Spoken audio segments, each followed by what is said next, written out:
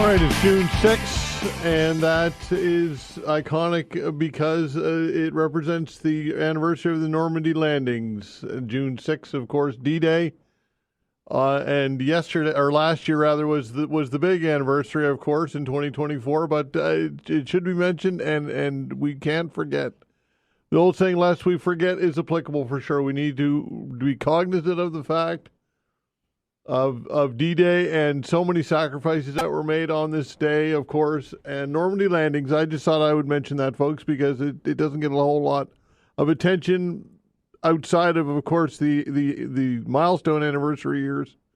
But it's something that I think we need to always remember and always be aware of. And just a reminder, of course, that June 6th, and it is the anniversary, of course, of the Normandy landings way back in 1944, when so many paid the ultimate sacrifice, and such an incredible operation that it was. And when you think of the average age of the people that were involved, just in their youth, I mean, early 20s, most of the people involved, and all the coordination that was involved in this, it's just unbelievable.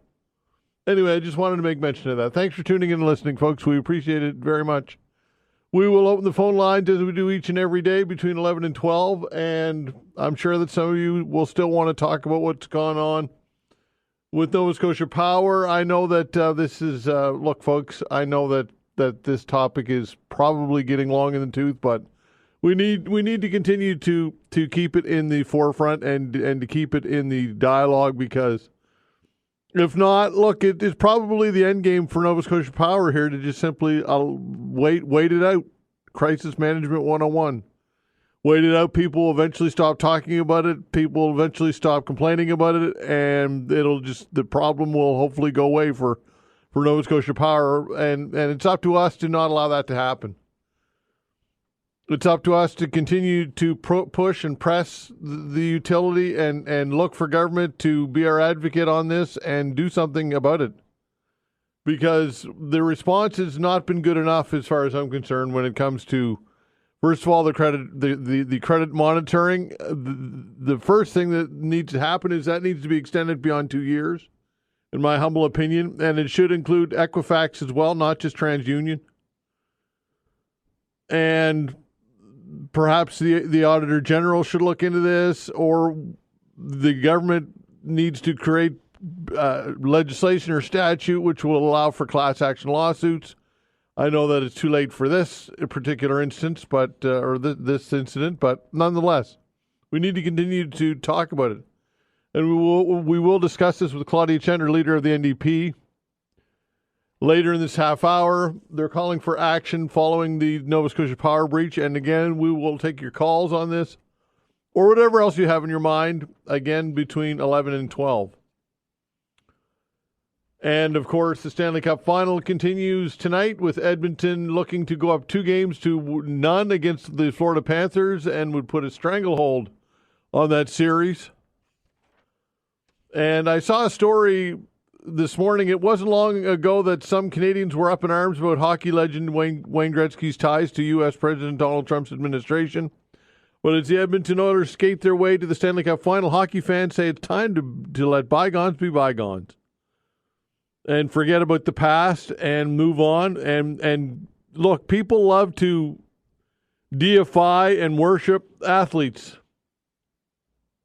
And I think it's interesting that we are looking for heroes. I talked about D-Day a few moments ago, and of course D-Day, you want to talk about heroes, those were real, true heroes. But why is it that we look to athletes and put so much stock in what they say politically? Why does it matter what they say politically? When all is said and done, they're just athletes. They're just regular people who do exceptional things on the sports arena. Why do we hold them in such high regard and expect so much of them? And when they do something that we don't like, we are quick to condemn. So what is it with the relationship that we have with stardom and athletes, and you could of course extend that into celebrity in general? Why do we have this thirst to have this relationship with people who do extraordinary things outside of what most of us can do. Something else that you can talk about. Are you ready to forgive Wayne Gretzky if you had took issues with his political stance in the first place?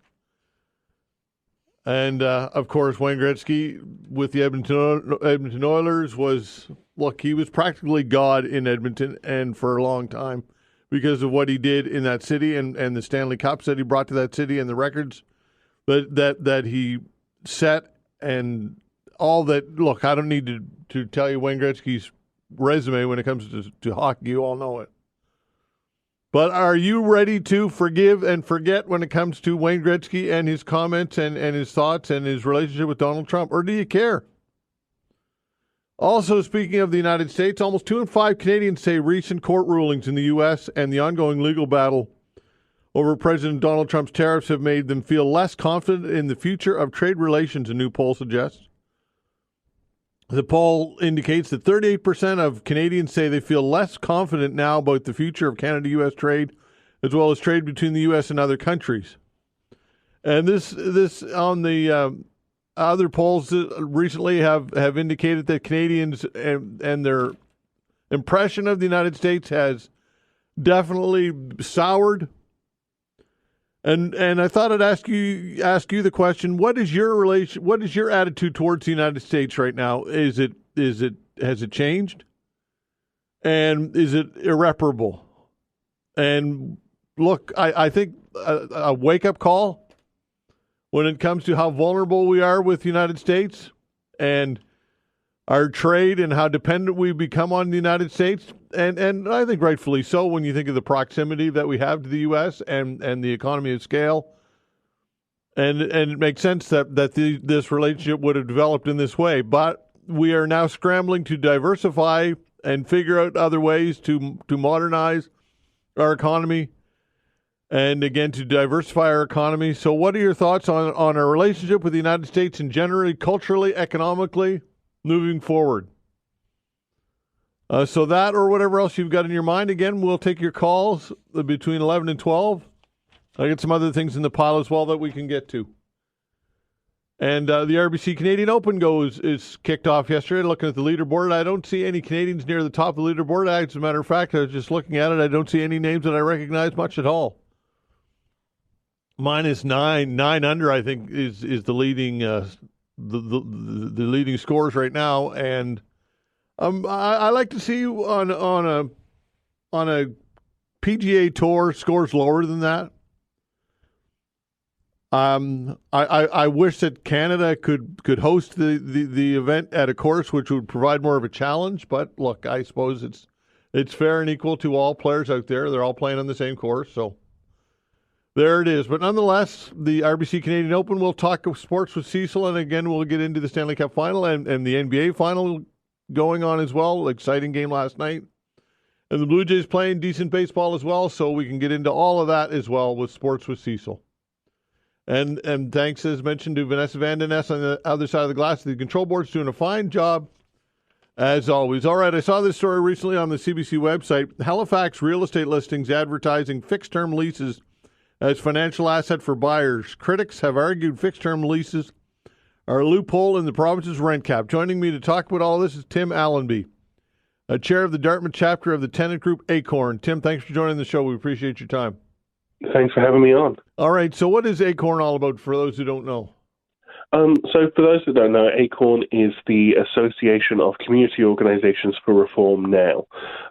We're essentially a union of low to middle income people fighting for predominantly housing, but anything that's in the interests of regular people just trying to get by. So we, focus on rent and rent control, but we also focus on, we had actions on grocery prices, and we held a campaign to lower NSF fees at financial institutions. So currently, where the crisis is currently in housing, that's our focus. But we try and fight for everyone. Okay, so let's talk about fixed-term leases as opposed to a regular lease. Just for those who don't know what the difference is, Explain what the difference is and why it's important that people know this. Yeah, so a traditional lease is called a periodic lease. This is a lease that automatically renews each year unless the tenant provides notice to quit. And if the landlord would like to end the lease, they have to provide a reason for doing so. This was, up until recently, kind of the standard lease that people would be signing. But in the last few years, we have had more of these fixed-term leases that end by default. So unless the landlord chooses to offer a new lease to the tenant, they automatically just have to move out of their current property. So that's kind of the key difference. Is the periodic lease offers kind of long-term stability to the tenants, whereas fixed-term leases leave the tenants in this kind of constant state of anxiety of wondering if they're going to have to move next year or not. All right, that also provides the tenant some flexibility as well in case they don't want. It does at sometimes benefit the tenant as well as is the point, does it not? I mean, there are limited cases, in the case of student accommodation in particular, but what we're seeing more and more is that this kind of like edge case type of lease is now becoming the primary offer, and as pointed out in the CBC article, is now being used as an incentive for investors as a way to extract more money from the tenants. So, they have some limited use, but they should not be the standard. Okay, so what are your thoughts on real estate listings advertising fixed-term leases as a financial benefit for potential buyers? Is this untoward, or how would you describe this? I would look at this as being quite predatory. Like the reason they're doing this is because they know that they can cycle through tenants each year, and if they can change what tenants they have, then they have no limits on how much they can increase the rent by. It's a way to basically have uncontrolled rent increases because the current rent cap is not tied to the unit, it's tied to each individual lease. So as soon as the lease ends, they get to set whatever price they want. Of course, that's attractive to investors. Why wouldn't it be? Free money every year. Okay, so how much above and beyond the 5% increase are generally are people charging when it comes to when a fixed term lease expires? How much are rents going up is the question. Well, I mean, this is something that we'd like to see more concrete data on if the province would bother to take the issue seriously. In the listings that are highlighted in that article, they advertise double-digit gains, so we'd be looking at potentially increases in rent of 10% when they switch between tenants, which when the inflation rate is sitting somewhere about 3%, is obviously obscene. Okay, how many when it comes to the proportion between fixed term leases and a regular lease? What are the numbers? Are there more fixed term leases than normal leases, or do we have that data? This is one of the things that if Nova Scotia, if the NS government, if Houston's government was taking this issue seriously, we would have the numbers on. Our experience through ACORN, through the people we talk to and the people that come to us, is that oftentimes fixed-term leases are the only leases being offered. There are obviously places that are offering periodic leases, but when you go out and you look online and you apply to these places and you try and find what's out there, it seems, the appearance at least, is that you're more likely to run into a fixed-term lease than a periodic lease. Like I said, if Nova Scotia, if the Houston government wanted to take this problem seriously, they could find this out. But right now, the market just isn't on tenants' side. Okay, there are property owners that say if fixed-term leases were eliminated, they would simply have to sell their units because they couldn't make money otherwise. What's your response to that?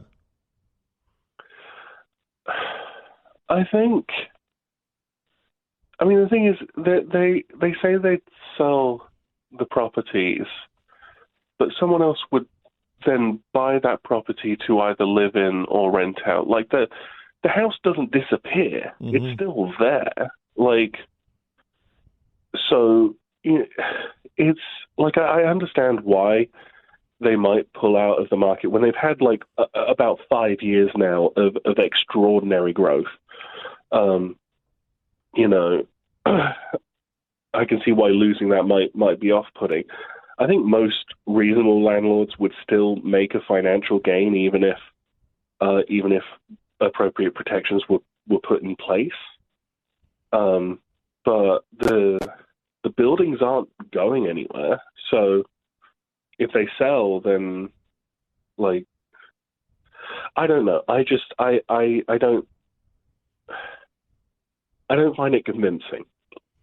Okay, and what's the province saying on all of this? Not much, from what I'm reading in the story here. It doesn't appear as though there's a lot of appetite for the province to address the issue. No. Well, they've already come out and said that they acknowledge that there is, quote unquote, some abuse of fixed term leases, and that's disappointing, but that they're not going to do anything about it. You know, when you say there is a problem, we know it exists, we know how to solve it, but we're not going to, you're just inviting more people to contribute to the problem. You know, I think them putting out the statement that, yeah, we're not going to do anything about it is deeply irresponsible because it's an open invitation. Okay, Tim, appreciate your time. Thanks so much. We'll talk again. Thank you so much. All right, take care. Tim Allenby, chair of the Dartmouth chapter of the tenant group ACORN. A chat with Claudia Chender when we come back. All right, joining us for a chat is Claudia Chender, leader of the NDP and the official opposition leader here in Nova Scotia. Claudia, thanks for joining the show. We appreciate your time, of course.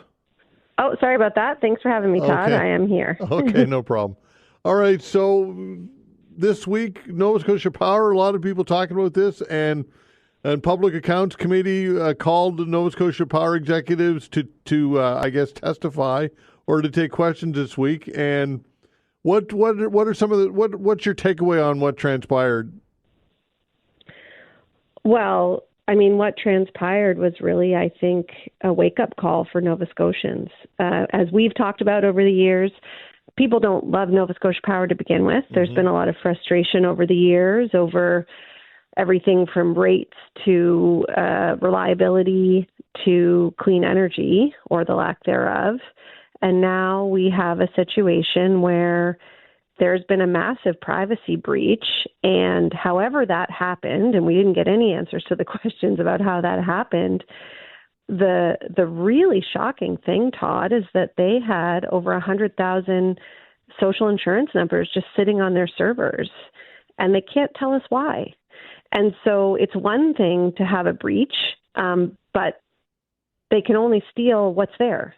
And there's no good reason that information, that really valuable information of Nova Scotians, was sitting there. So I think we left that committee with as many more questions as answers. And, you know, I think there's a lot of work this government has to do to make sure that Nova Scotians are protected. Okay, what does that work look like?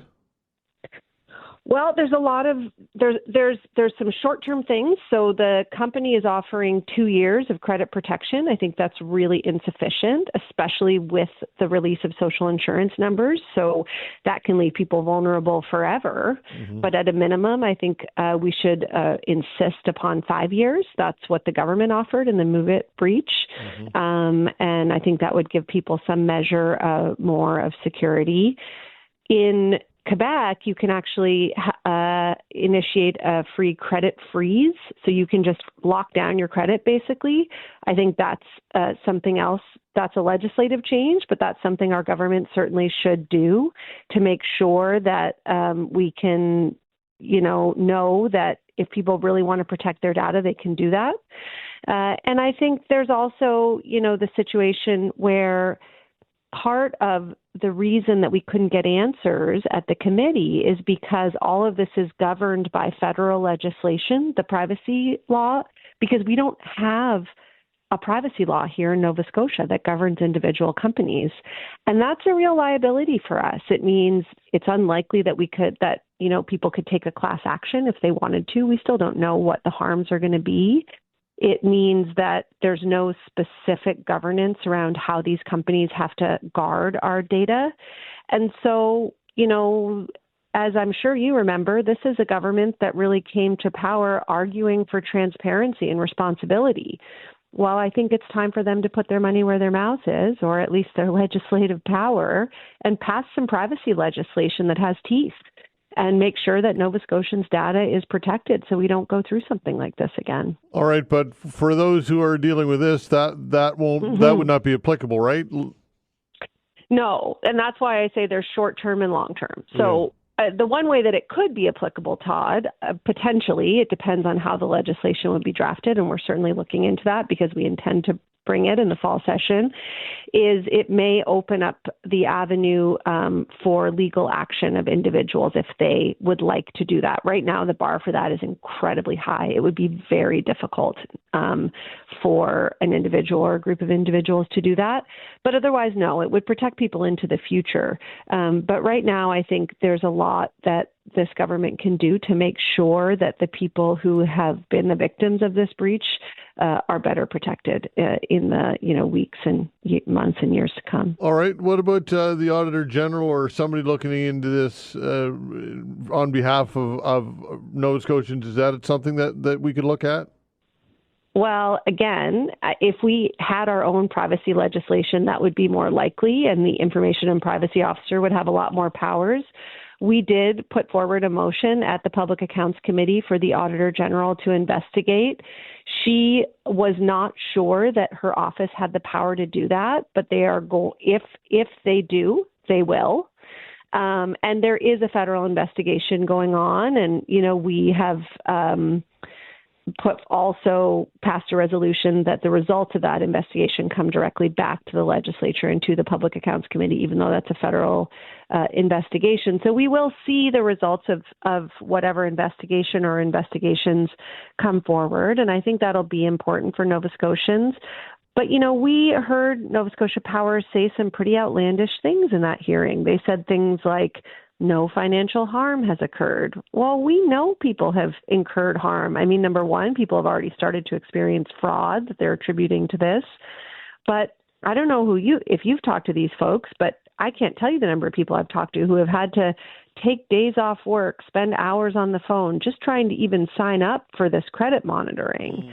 And a lot of people aren't maybe savvy enough on the computer to do that. And, that makes sense. It's a pain. So it's a real challenge. It's really putting people out. And, Nova Scotia Power has a monopoly. And so we all have to be their client, whether we want to or not. And they need to work for us. And we need to make sure that they're incentivized to do that, and that they're also, we need a carrot and a stick. We need to make sure that if they don't, that they feel the effects of that. And unfortunately, right now, there's no real evidence of that. Even if there's wrongdoing found, I think the fine levied is somewhere in the order of $100,000 or $200,000. That means nothing to a company like Emera. Has there been have they apologized in any way? Well, I think they've said the words, "We're sorry." Yeah. But I don't know that people really take that at face value, because really this is. It's shocking again. The main answer we didn't get is, why do you have these social insurance numbers? It's not best practice. There was no reason that you needed them. Even if they were using them to verify people's identity, there was no reason they needed to save them. They can't answer that question. And so I think any apologies ring hollow until we understand what happened. Yeah, for sure. In the meantime, I guess all anybody can do is just continue to monitoring their bank accounts and their credit, and that's a real pain in the rear end, but that's all we can do, right? At this point, there's not much else we can do. Yeah, I mean, it's a pain in the rear end. I would definitely advise all of your listeners to go ahead and try to sign up for that credit monitoring if they've gotten one of those letters from Nova Scotia Power, but also to let them know and to let your MLA and particularly your government MLA know that, they should be demanding additional monitoring. That monitoring should be more than 2 years. And they should also be demanding that this government take real action when it comes to enabling people to have credit freezes if they're worried that their information has been breached. and to have better privacy legislation, because these cyber attacks aren't going to stop. That's one of the things we heard at committee. And so we need to know that people are protected. For sure. Okay, Claudia, appreciate your time. Thanks so much. We'll do it again. Thanks, Todd. All okay, right, bye. take care. Claudia Chender, leader of the NDP here in Nova Scotia and official opposition leader. Atlantic Economic Council launches a research series examining Atlantic Canada's healthcare system. We'll talk with David Chaundy about all this when we come back. The Atlantic Economic Council released its report on the importance of healthcare for our economy. The release is the first in a series of reports as part of a 2-year research project examining healthcare in Atlantic Canada. Joining us to discuss all this is David Chaundy, President and CEO of the Atlantic Economic Council. David, thanks for joining the show. We appreciate your time. You're welcome. Good morning. All right. So what are some of the more interesting components to this that you'd like people to know about to start? Well, I think what we're trying to do in this series is help people understand that there's an important relationship between our health, the state of a healthcare system, and economic health and prosperity. And we really want people to understand, healthcare is a big part of our economy. We spend a lot of money on this, and we know people have a lot of concerns about the quality of treatment and wait times. But as we think about making changes in our healthcare system, we really need to think about, are we doing things in a sustainable way from a fiscal point of view, from an HR point of view, and are we really ensuring that the healthcare system is working as well as it needs to ensure that people have access to the health care support they need when they need it. Okay, let's talk about how much money is being spent on healthcare. What are the estimates? So when we kind of look at healthcare kind of broadly as part of the economy, we need to recognize it's about 1/10 of our economic output in Atlantic Canada. So it's a big part of our economy. It's the largest employer. About 17% of our employment in the region is coming from that. It's close to that, about 16% in Nova Scotia. When we look at healthcare jobs created, it's been the biggest contributor, over 42,000 jobs over the last decade. That's about a third of jobs, and it's a huge growing part of capital investment in new or renovated hospitals and seniors' homes. And then, of course, when we look at budgets, healthcare spending is the biggest item. It accounts for almost half of government spending across the Atlantic region, and $19 billion. That's up from, up over 50% from a decade earlier when it was about $12 billion. So we really need to recognize this is a lot of money. We want to ensure that is getting kind of the best results that we can. Okay, and what metrics or what's the vehicle that we use to measure that? Well, these are the basic kind of measures of, how big is the healthcare industry, how much are we spending on this. What we are going to be looking at as we move through this series is, how healthy are we as Atlantic Canadians? What are our health metrics?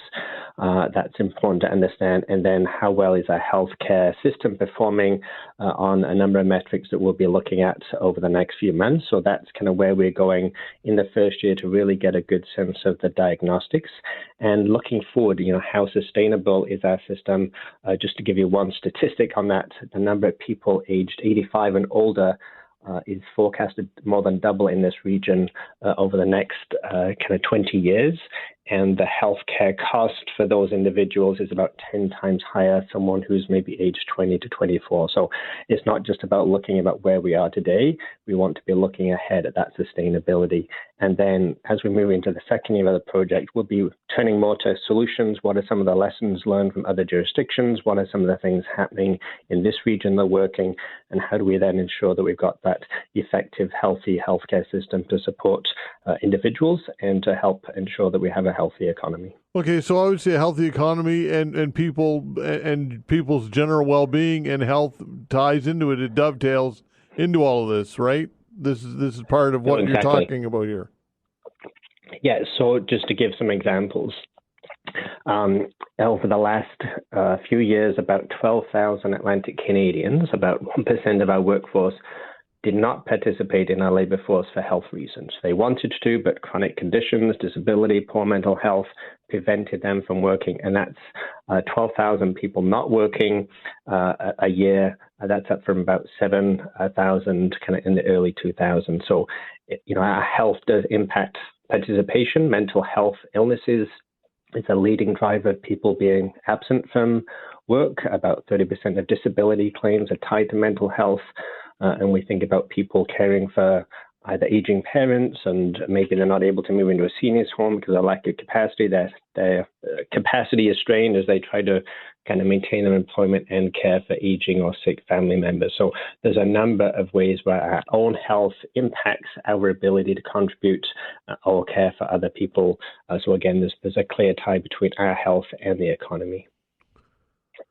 Okay, so when all is said and done, what is government's role here? What can government do, and what can the private sector do about all of this? What and partnering, and what are some steps, tangible steps forward we could be making here? Well, these are some of the questions we want to look at. We do have a healthcare system that is largely funded by the public sector through taxpayers, and that's delivered largely through the public sector, but there's obviously various private sector players in that. Most doctors are operating as private practices, but there is also an important private sector component. If you go to the opticians, if you're going to the dentist, that is spending money in the private sector. Some of that might be funded through private sector health and care insurance. So we already see the private sector enroll in delivery and providing an important part of our healthcare services, and it's important as we go forward. What is the role of new technology in healthcare? What is the role of the private sector in helping deliver healthcare we need? What are some of the changes we might need in how we deliver healthcare? We've always traditionally relied on, I need to see a family doctor.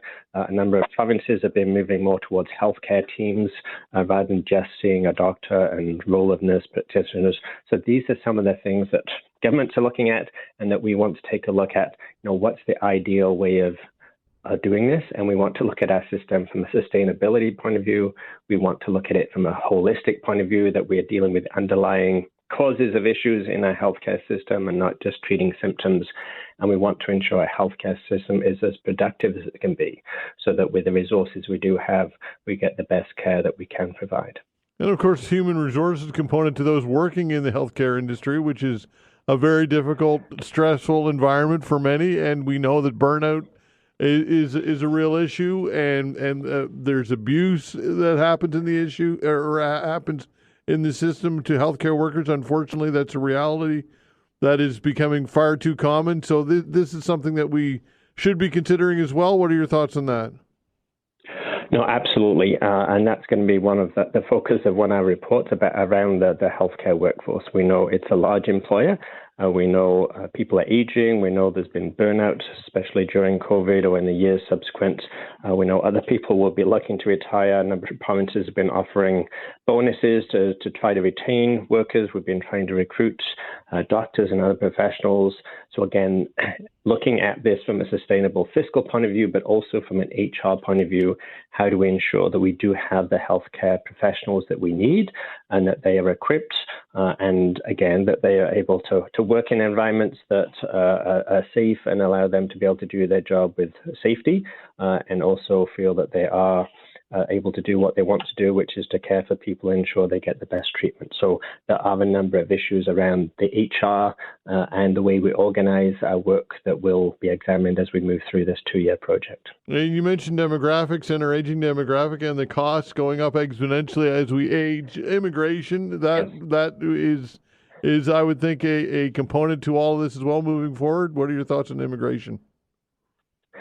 Well, immigration, obviously, we are recruiting immigration in general because our overall workforce is aging. We have every 10 people retiring in Atlantic Canada, 8 young people entering. So we are not sustaining our own labor force, and therefore that's why we're seeing continued reports of labor force challenges, labor shortages across the economy, and that includes healthcare. So that is one where we have seen a number of provinces trying to recruit doctors and other healthcare professionals to help meet the needs that we have in the healthcare workforce.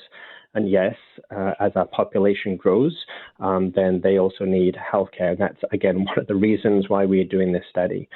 As we've seen over the last few years with very rapid population growth and immigration, people are not going to keep moving here if they can't find affordable housing, if they don't have access to a doctor or healthcare. And therefore, we really need to look at this systemically and look at, what are their needs given our demographics, aging, and potentially growing population to make sure that everyone does have what they need and we can afford to fund the healthcare system that is required for that level of population. All right, and the report's available online, I'm assuming? It's available online in both English and French, and just Google Atlantic Economic Council and you'll be able to find it fairly easily on our website. Okay, David, appreciate it. We'll talk again. Thank you very much indeed for your time. All right, take care. David Chaundy, President and CEO of the Atlantic Economic Council.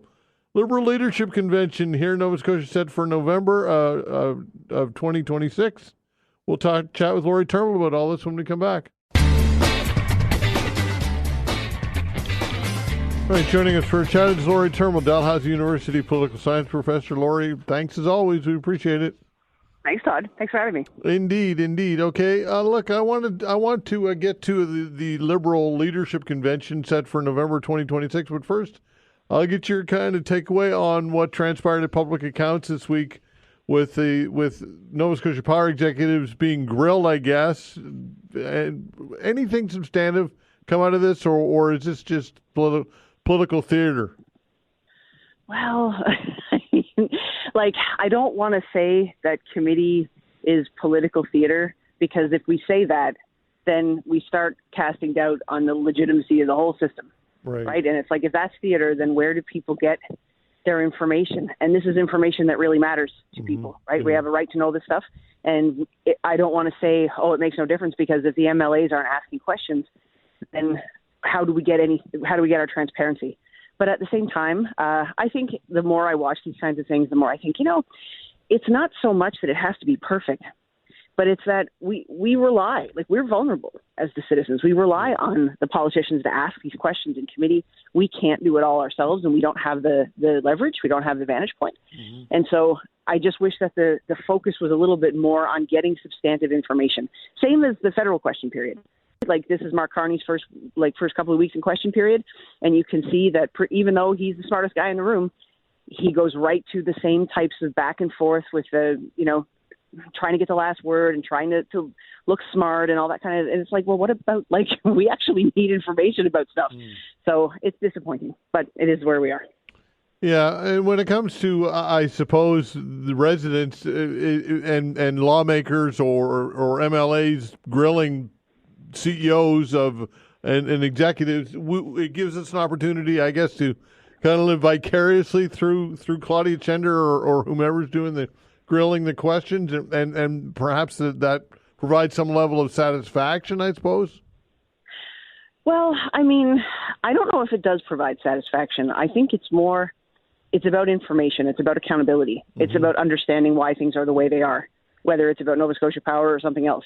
The committee process is where opposition MPs really, if they're going to have any impact on the process whatsoever, if they're going to be able to make CEOs or cabinet ministers give any kind of answer to things that maybe they don't want to answer, mm-hmm. It can happen in committee. It's good if that process is one of substance and there's actual information being exchanged. But I mean, and I think for us, there's the living vicariously piece, but there's also the fact that we really depend on that. We are not in a position as the general public to be able to pose these kinds of questions. And the procedures that happen in committee meetings are supposed to empower the people asking the questions. It's, you're sitting there in a chair, you've got to answer. And it doesn't tend to produce the kind of results and the kind of information that then puts the public in a better position.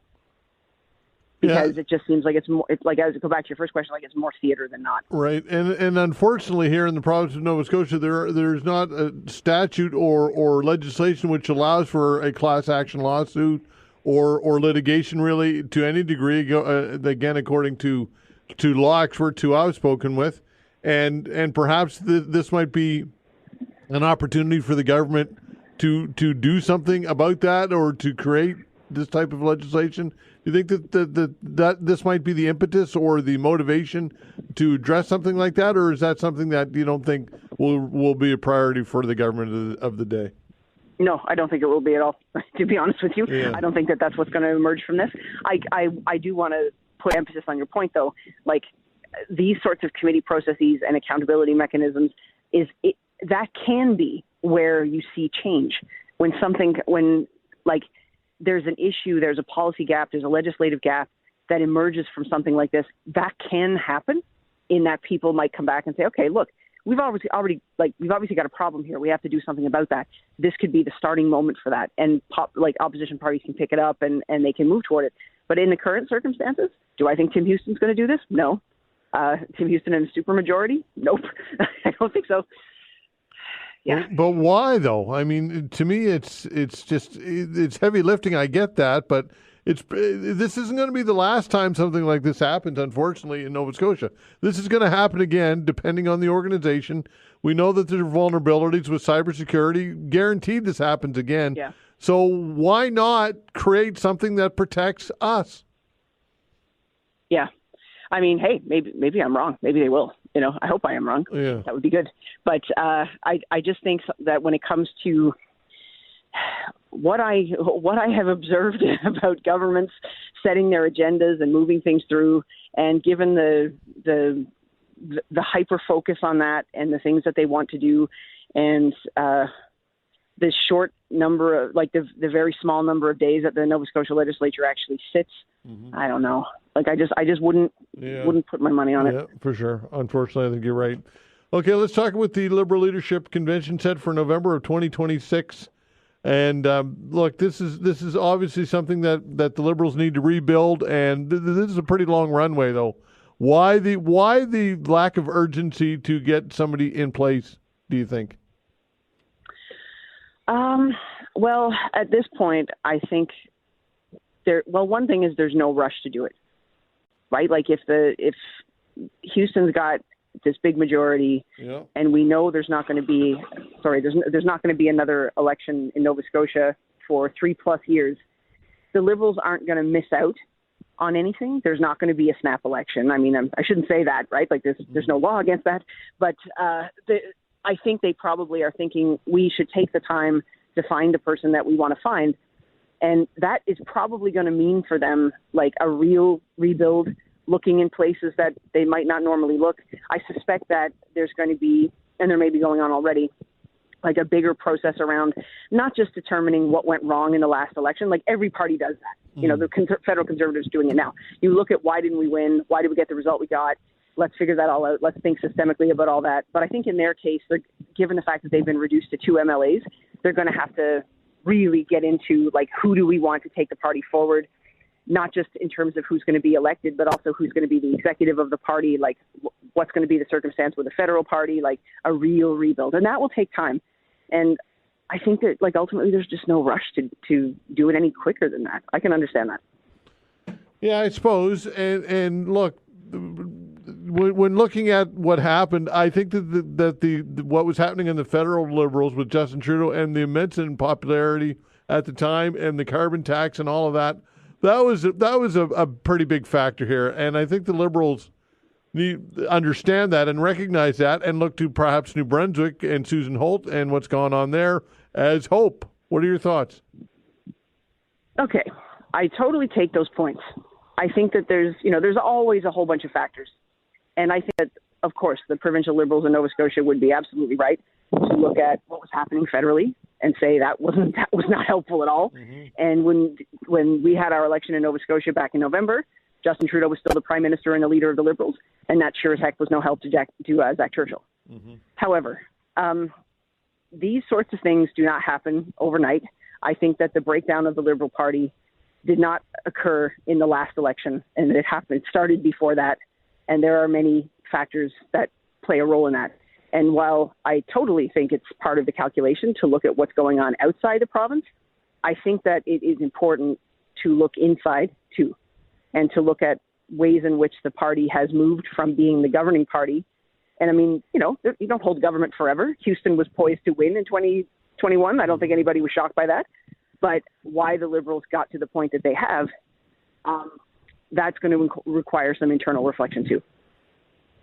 Yeah. Okay. So aside from what I've already talked about, what are some of the internal issues?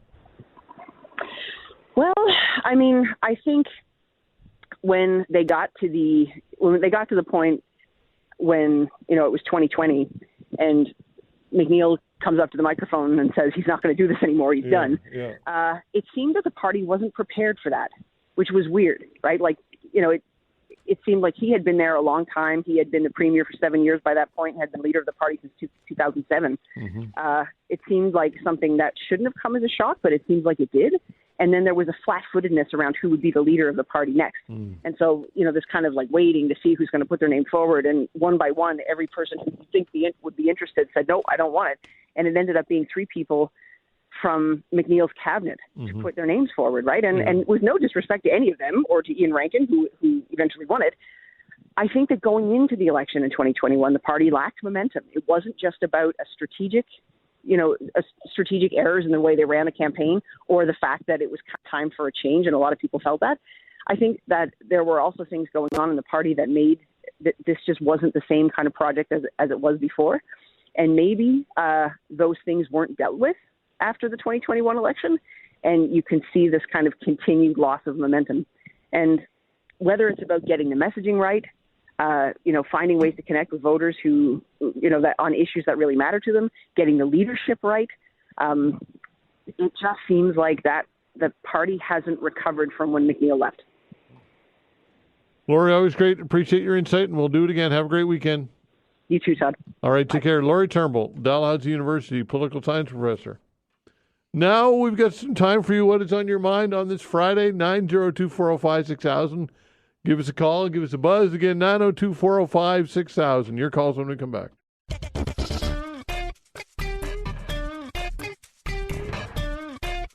All right. What is on your mind on this Friday? 902-405-6000. Give us a buzz. We've got open lines for you folks. Again, 902-405-6000. What would you like to get into today?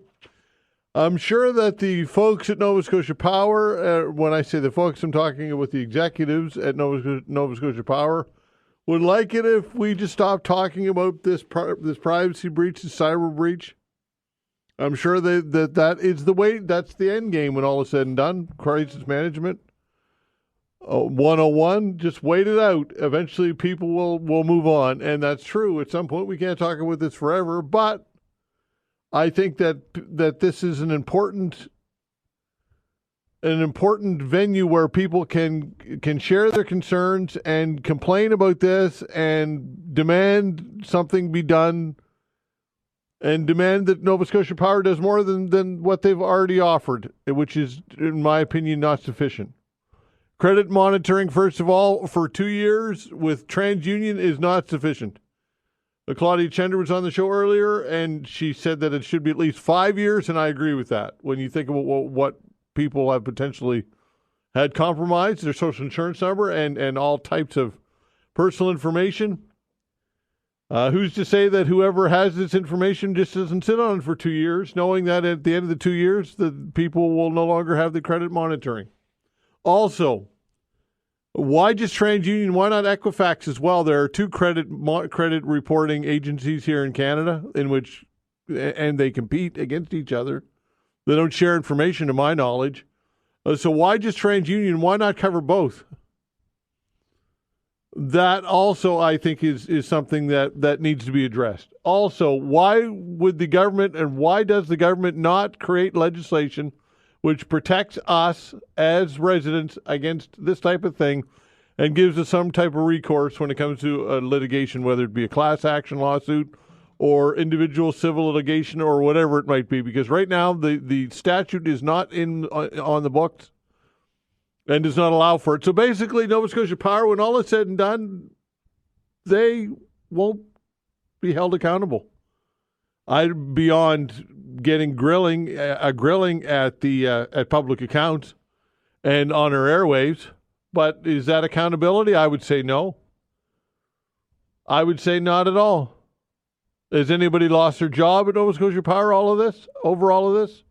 I would say no. I don't want to see people lose jobs, but if you're going to make big, huge dollars and you're going to ask and demand that people turn over their personal information, including social insurance number, and you don't take the proper safeguards and do everything you could possibly do to prevent that information from being compromised, then you should lose your job. It's not personal. It's just reality. Why wouldn't you?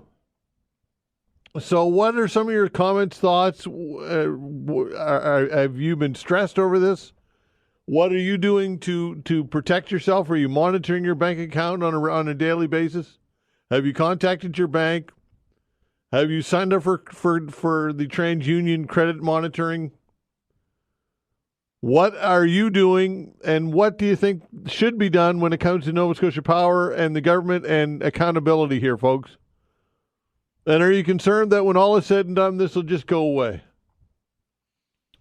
902-405-6000, that is the way to reach us. Again, 902-405-6000. What about what's happening in the United States right now with Donald Trump and Elon Musk? This is deteriorating into something that it's just beyond belief what's going on here, folks. It's beyond belief.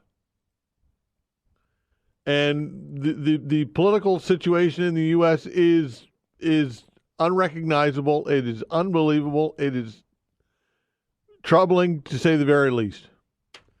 And Donald Trump's policies, of course, and the tariffs on this country, including aluminum and steel, which have been jacked up to 50% Wednesday. And look, it's pretty evident to me that we can no longer rely on or depend on the United States as a trading partner. It's pretty evident that that's the case. And some polling would indicate that people agree. Almost 2 in 5 Canadians say recent court rulings in the U.S. and the ongoing legal battle over Trump's tariffs have made them feel less confident in the future of trade relations, a new poll suggests. The poll says that 38% of Canadians say they feel less confident now about the future of Canada-U.S. trade, as well as trade between the U.S. and other countries. So has your opinion regarding the United States changed as a result of these policies?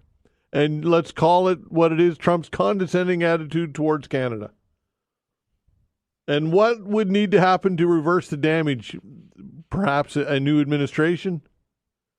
I think that this is a wake-up call because we are extremely beholden and reliant on this relationship, which the president of the day could, through executive orders, has caused great chaos for this country. And even if Trump doesn't win the next election, let's suggest a Democrat wins the next election, who's to say that whoever that is might not do the same thing? I think that this has shone a bright light on our vulnerability and a lack of reliability when it comes to the United States as a trading partner. 902-405-6000. What's on your mind? Give us a buzz. Whatever you'd like to get into. Again, 902-405-6000. That is the way to reach us. Dave's giving us a call. Hello, Dave. Yes. Good morning, Todd, and thank you for bringing up the topic of D-Day. Normandy. Absolutely. When we kicked off the show, June 6th, Normandy landings, 100%. We can never forget this.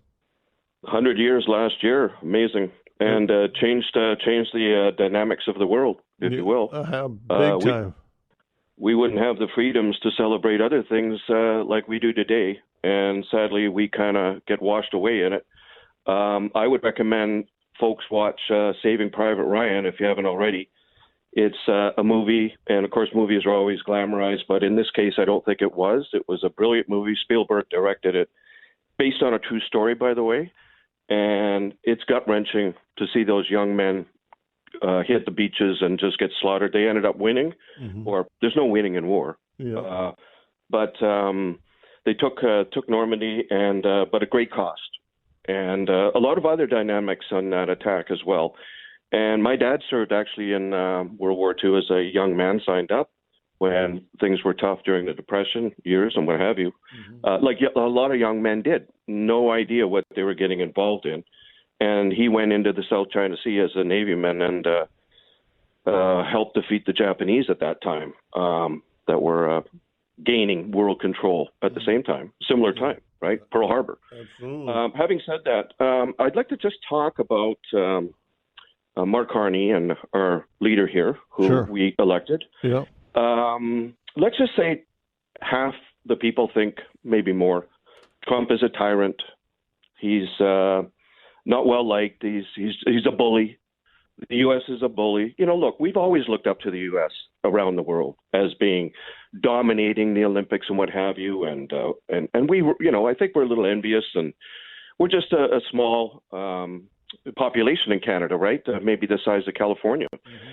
So we kind of look up. We do well, but let's just say we look at Trump. He's a bully, and these tariffs are a horrible thing. Okay, that aside, we elected, and the reason he got elected, I think, is because of Trump. Because at one time, the Conservatives were sure to win because Trudeau was in. So we bring this new guy in, right? He looks a little slick, polished, liberal, whatever, banker, also invested in the United States, I might say, as well, did well down in the United States. He is our savior. Now, I think I understand he's supposed to be negotiating with Trump at this moment, allegedly talking. He's in talks. Well, lo and behold, I think you just stated that from 25% to 50%, Trump signed an executive order on raising the tariffs on aluminum and steel. Mm-hmm.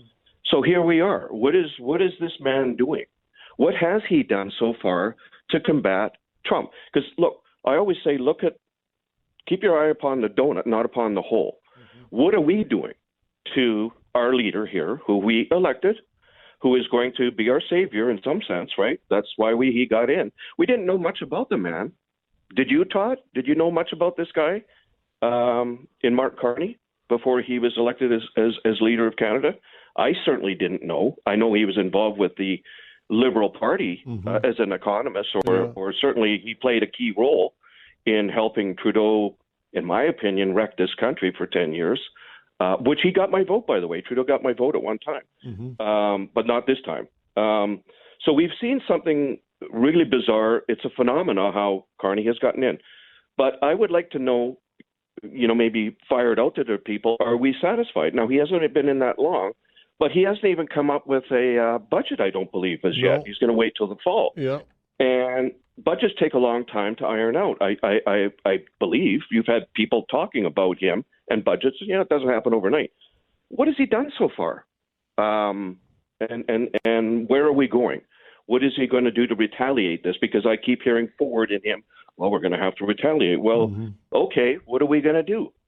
And we've just really, as Canadians, we've separated ourselves from the States. We've gotten angry at, our friends. I call them our friends, and I have relatives down there, and I love Americans. I honestly do, and they treat us very, very well. I don't think we should look at Americans as a whole thinking they're just horrible people and what have you. And I get what we're doing, but is it the right way to go? And, it's great to stick together and, just see where this goes. But this is our leader right now, and I'm just kind of curious. I wouldn't mind hearing your opinion on how you feel has Carney done. Again, we've got to cut him some slack. He's only been in there for a brief time, but he's been in there long enough to maybe get some resolve in certain areas. I haven't seen anything myself. Dave, he one thing he has done is he's met with the CEOs and executives of oil companies, of petroleum producing companies, which I think is necessary and important that he does that. I don't believe that Justin Trudeau ever did that. But he was working alongside Trudeau, and why didn't they do it then? Well, 10 years is a lot of lost time. No, I get that, but Trudeau is still in charge, and Carney can only recommend. We don't know what conversations were held between Carney and Trudeau behind the scenes. We don't know how much sway he had over Justin Trudeau. I'm not defending Mark Carney.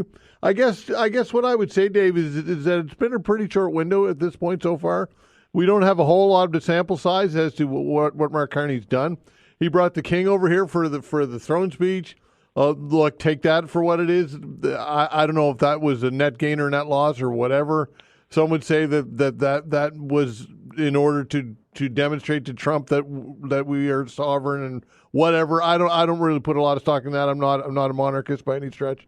But I would say, Dave, that it's too early to tell for me to determine whether or not I think Carney's being effective or not. I would say, look, it's you're dealing with Donald Trump. It's never easy. He's volatile. You never know what you're going to get with this guy. I would like to see a budget, and there will be a budget this fall. But it's too soon for me to either condemn or to praise Carney at this point. Is my answer, Dave. I think Canadians have put all their money in on this one, and I think we need to see some resolve. I think we need to see some fight, I guess, if you will, because what does resolve look like, though? Right, counter tariffs. I mean, that has proven not my job. My job. His job is the Prime Minister, and all we're going to have to do is sit back and wait and see what can you do. Yeah. Right. I mean, we elected the man, and he's got to come in with his A game. There's no doubt about it. I mean, you're dealing with Trump.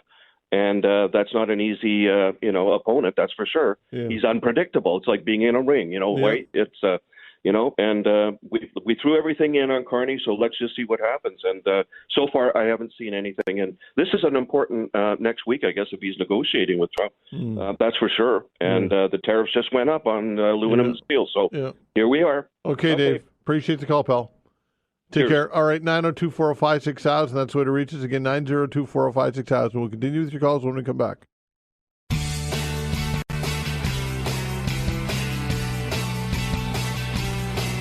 All right, continuing with your calls, 902-405-6000. That is the way to reach us. Again, 902-405-6000. David, hello. Hello. Hi there. Go ahead. Yeah, go ahead. I was calling about the Power Corporation business. Sure. They had those two the executive on yesterday. And the reason I'm calling is they didn't ask the right questions. As far as I know, the Power Corporation or nobody is allowed to ask for any information about your social insurance number, whether for credit or for any other service. They're not even allowed to ask for that information in the first place. So how come they had 140,000 of these numbers? Hello? Yeah, I hear you. I can't answer that question. I don't know why they had to have, and not only that, but why hold on to them? The best practice is if you did need it, delete it after you use it. Why hold on to it? Yeah, but you're not even allowed to ask for it. They're not even allowed to use the number for if they're applying for power and there's a brand new customer and they ask for that information as a condition of getting a power. They're not even allowed to ask for them in the first place. So they shouldn't even have had them, and then they wouldn't have to worry about losing them. I mean, that was a question that could have been asked yesterday at the meeting. They don't know why they saved them, but they should have been asked, why'd you ask for them in the first place? Yeah. Yeah, that's a good question. That's a good question, David. I don't have the answer. I wish I did. I know you don't, and that would be something we'd be interested to hear what they say about, because you call if you want to get credit somewhere at any place or any service. The only people you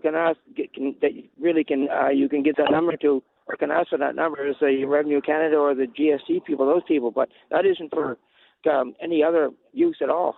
Anyway, that's my point. Okay, David, thanks for the call. Take care. 902-405-6000. Rose, hello. Hello. How are you? I'm well, you? I have a question for you. Yeah. How come Trump is allowed to come into Canada? He's a convicted felon, right? Mm-hmm. And he's banned in other countries from coming into the U.S., and he's allowed to come into Canada for the First Minister's Conference? Explain that to me. I can't. I don't have the answer for you. I really don't. Weird? Yeah. Yeah, it's strange. Obviously, an exception has been made, or an exemption is. I don't know that. That's a good question, and perhaps next time I talk to somebody about who would know, I will ask them that question because I think it's a good one. That'd be perfect. Maybe we should boycott him when he comes across the border, or however he's getting here. Well, I think he'll be getting here by Air Force One. That's the way he'll be arriving. Well, then we can recognize the plane, right? That's right, Rose. No, listen, I take your point, and I think it's a worthy point as well. And he's a convicted felon for sure. Yes, he is. Yeah. Okay. Okay, thanks for the call. Thank you. Bye-bye. All right, take care. 902-405-6000. That's the way to reach us. Again, 902-405-6000. Brian, hello. Hey, Todd. Hi there. Listen, buddy, I thought I heard the last of the whiners about the election and all this kind of thing. Look, give the man a chance, right? Give him some time to do his job. Yeah. Right? This is ridiculous. I'm just sick and tired of hearing people complaining and well, what's he done so far? What's he done? Jesus, give him a chance. And he's the kind of guy that wants to do things right. So if you're going to do things right, just like me as a carpenter, I'm a perfectionist when I do my work. And if you're going to do a good job, you got to plan for it, plan it right, and take your time, the time it needs to do the job right. So, give the guy a chance to stop your whining, sit back, relax, have a beer, and wait for things to happen. And that's my point. Yeah, listen, I tend to agree. I mean, he's only had the job for a very, very short amount of time, and Parliament, he just named a cabinet, and yeah, you're right. He needs time in order to figure out how he's going to wade through these waters, and it's not like it's a normal situation either, right? We're dealing with extraordinary times here, and coming off and spewing off in the media and running down Donald Trump or whatever. That's not going to be effective either, right? Although it might feel good, Canadians might like it in the short term, but it's not going to be effective. You need to be very calculated and meticulous with how you respond to these very, very difficult situations. So, Brian, I agree with what you're saying, and I think that it's been far too small a sample size at this point so far. Well, exactly. We can't just cop an aggressive attitude in a professional world where this is a professional doing a professional job, and you can't just be an attack dog and you're not going to get results, right? You get more, what's the term? You get more honey with flies with honey. Yeah, there you go. Yeah, exactly. You got to be diplomatic about it. You got to be professional about it. And you're dealing with an unorthodox man in this, south of the border, so you got to treat it with kid gloves and you got to do it right. Give the guy a chance. That's all. Okay, right? Thanks for the call. Appreciate it. Take care. Yeah, you got it, man. All right, 902-405-6000. That's the way to reach us. Give us a call again, 902-405-6000. The question would have to be asked, what would Pierre Poilievre, if he were elected and let's suggest that he won the election, what would they be doing differently? And what could they be doing differently in order to deal with Donald Trump?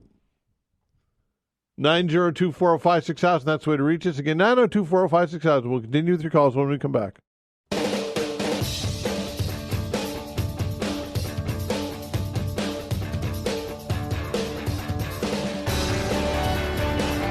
All right, continuing with your calls, 902-405-6000. That is the way to reach us. Bill's giving us a buzz. Hello, Bill.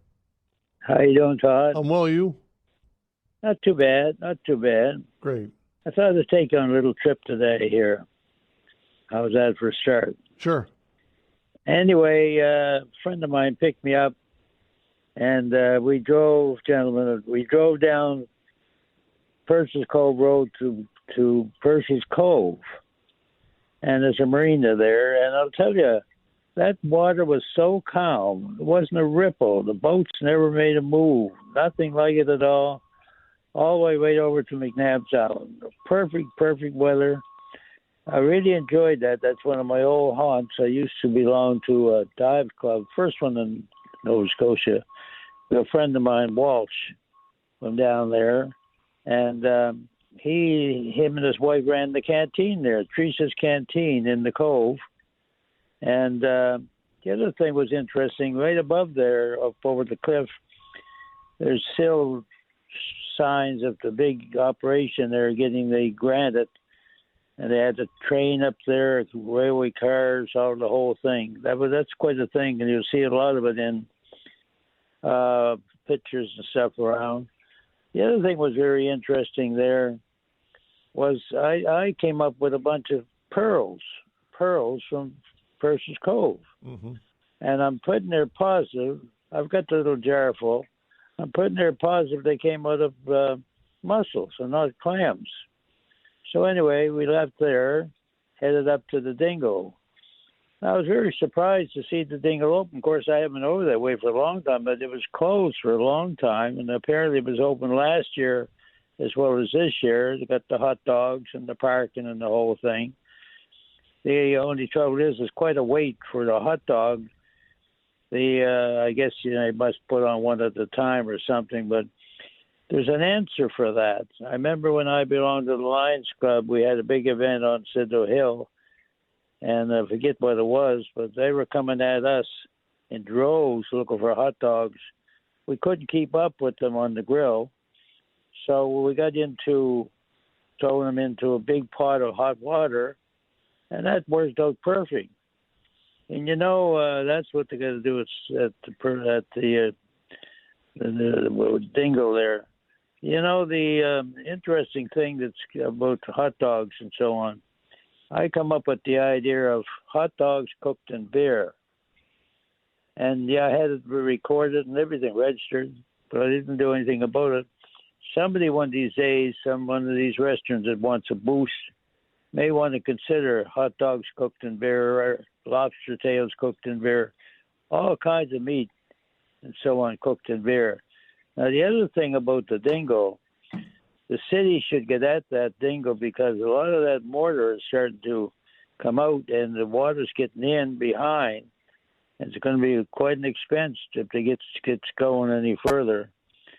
But other than that, Todd, I think you're pretty well. I was going to say on this thing about hitting back at the states and what we're going to do with them and so on.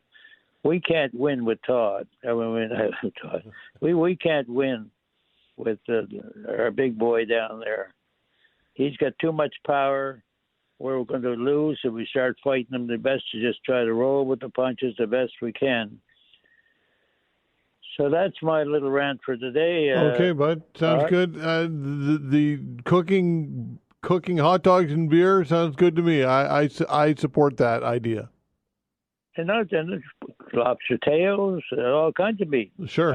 I don't think anybody's doing it. I had it registered, but I didn't do any more about it. Nobody seemed to be excited, so they always put up some excuse. But you'll have to get the word out. All right, I'll give it a shot. I'll give it a shot, Bill. Thanks for the call, bud. Have a good weekend. Thank you. Take care, pal. 902-405-6000. David, hello. You talking to me? I am, yeah. Go ahead. Oh, my God, the last caller. I still can't stop laughing, right? I'm sorry. That was great. Okay, it's good to lighten things up sometimes, sure. Right? Yeah. All right, 5 questions for you. How many holes does it take to fill the Albert Hole? There you go. That's a good one, right? Yeah. Because nobody really knows. No, that's right. That's right. Okay. What do you think about this cat fight between Elon and Trump, right? Well, it was inevitable when you have two personalities like this and two people who are eccentric and is volatile and is unpredictable and you have massive egos. It was it was inevitable, David, that this was going to happen, I think. Yeah. No, totally. And by the way, I like the way you handled the question about Carney. Mm-hmm. Like one caller was like, and then the next guy was like, give him a chance. And you were like, no, you stayed on the fence. That was good. I like the way you handled that. Anyways, next question. Can you give me 6 seconds? Okay. All right. What's the name of this song?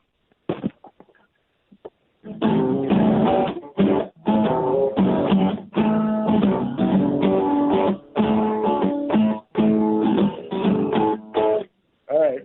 That's all I got.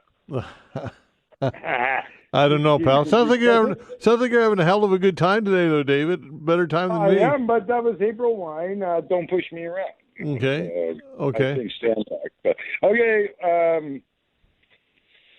Oh, damn! I had a 5th question. All right. Anyways, sorry. Hold on, just one. I know you don't have all kinds of time, but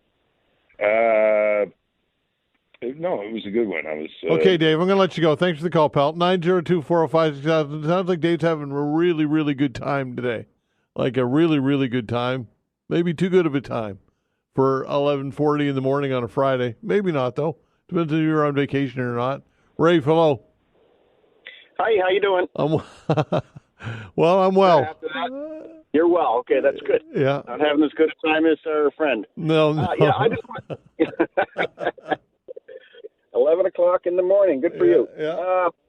Yeah, I just wanted to echo, I think it was Brian's call. I listened to Dave talking, and he was, on the one hand, he's saying, give Carney time, and then on the other hand, he's saying, what is he doing? And then he's trying to say, then he says, you got to do something with Trump. You got to fight back, but what can you do? I agree with Brian. I mean, let's give this guy a chance. He has done. He got rid of the carbon tax. That was one of the first things he said he was going to do. He's met with the premiers. He's trying to open up provincial trade. He's trying to facilitate that with the premiers. He's hosting a G7 summit. As far as I know, he's negotiating right now with the American government on a new trade deal. He's negotiating with the Chinese government over tariffs. So it's not like he's not doing anything. He's a busy man, and these kind of things, it's all diplomacy. You can't just go in like a bull in a china shop, ramming through things. You got to discuss things, and so I agree with Brian. Let's give this guy a chance. A budget will come in the fall.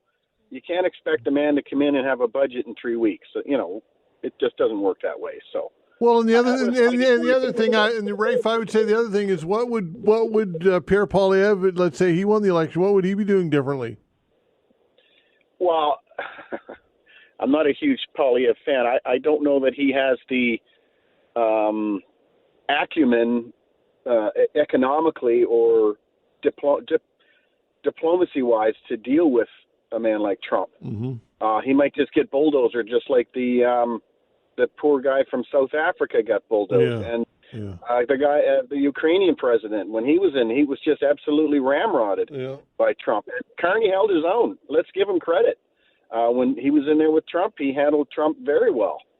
He didn't get into a shouting match. He just let Trump talk. And when Trump talked about the 51st state, I love the fact that he said, there are certain places that are not for sale.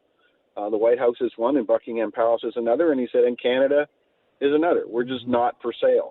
So, I think he's doing well for a man who's never been a politician. He's been around politicians, obviously, his whole, for 30, 40 years. But, let's give this guy a chance. And you can't negotiate with Trump. You just can't. A man like that, you could agree one day, and then 2 hours later, he'll just renege. So, you just have to kind of keep chipping away and keep going until he's out. Yeah, I tend to agree, Rafe. I mean, look. I know that people want positive react, or they want movement. They want solutions. We all want solutions, and we want things to happen in a quick and timely fashion. But that is not the way that these things happen, unfortunately. And he's had the job for a very short amount of time, and a lot of clamoring over a budget. And look, you don't just draft a federal budget on the back of a napkin. It takes a lot of time to draft a budget. He made a mistake saying that he wasn't going to have a budget in the fall, and he did backtrack on that. That was considered a walk back, but that's all well and good. I will say, like I said, you got to give somebody a little bit more time than 10 minutes to see how they're going to perform, especially considering the situation that he's dealing with. Yes, the times we're in, it's just phenomenal times. So I think he's doing as well as he can, or if not a little better. Yeah, okay, Ray. He's doing fine. Yeah. Thanks for the call. Take care. 902-405-6000. Steve says this is via email. He says, not sure if it was mentioned, but today's D-Day. A shout out to our brave military, June 6, 1944. And thanks for that, Steve. I did kick the show off talking about the fact that it was D-Day, and I believe that our first caller, Dave, brought it up as well. And it is important that we continue to recognize the sacrifice that was made by so many, and what an amazing, amazing military operation that was. Normandy and D-Day and the liberation of France and the whole thing. So yes, well said, and I agree. 902-405-6000. We'll continue with your calls when we come back.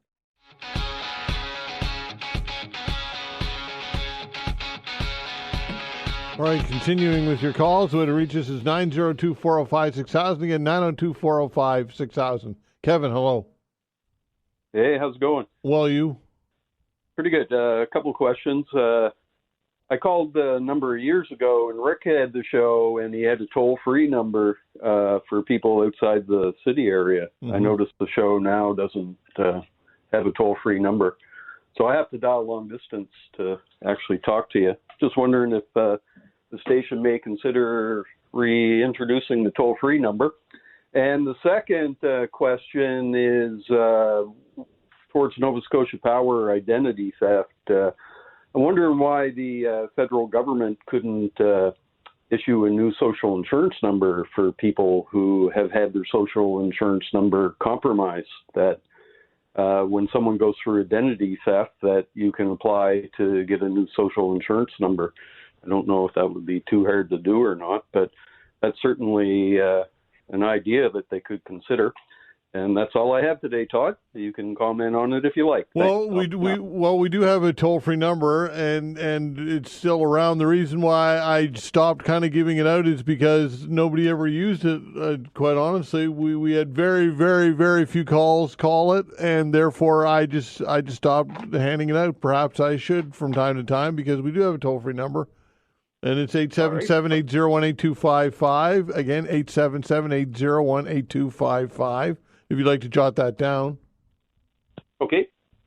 And again, so that answers that question. Again, most people, when I say most, I mean the vast majority of people who have cell phone plans in Nova Scotia, or even for the most part, you can call long distance. It's part of the plan, right? For most people's plans. So that's generally why I stopped throwing that number right there. But I will periodically remind people that we do have a toll-free number for sure. Awesome. And what was your other question, Kev?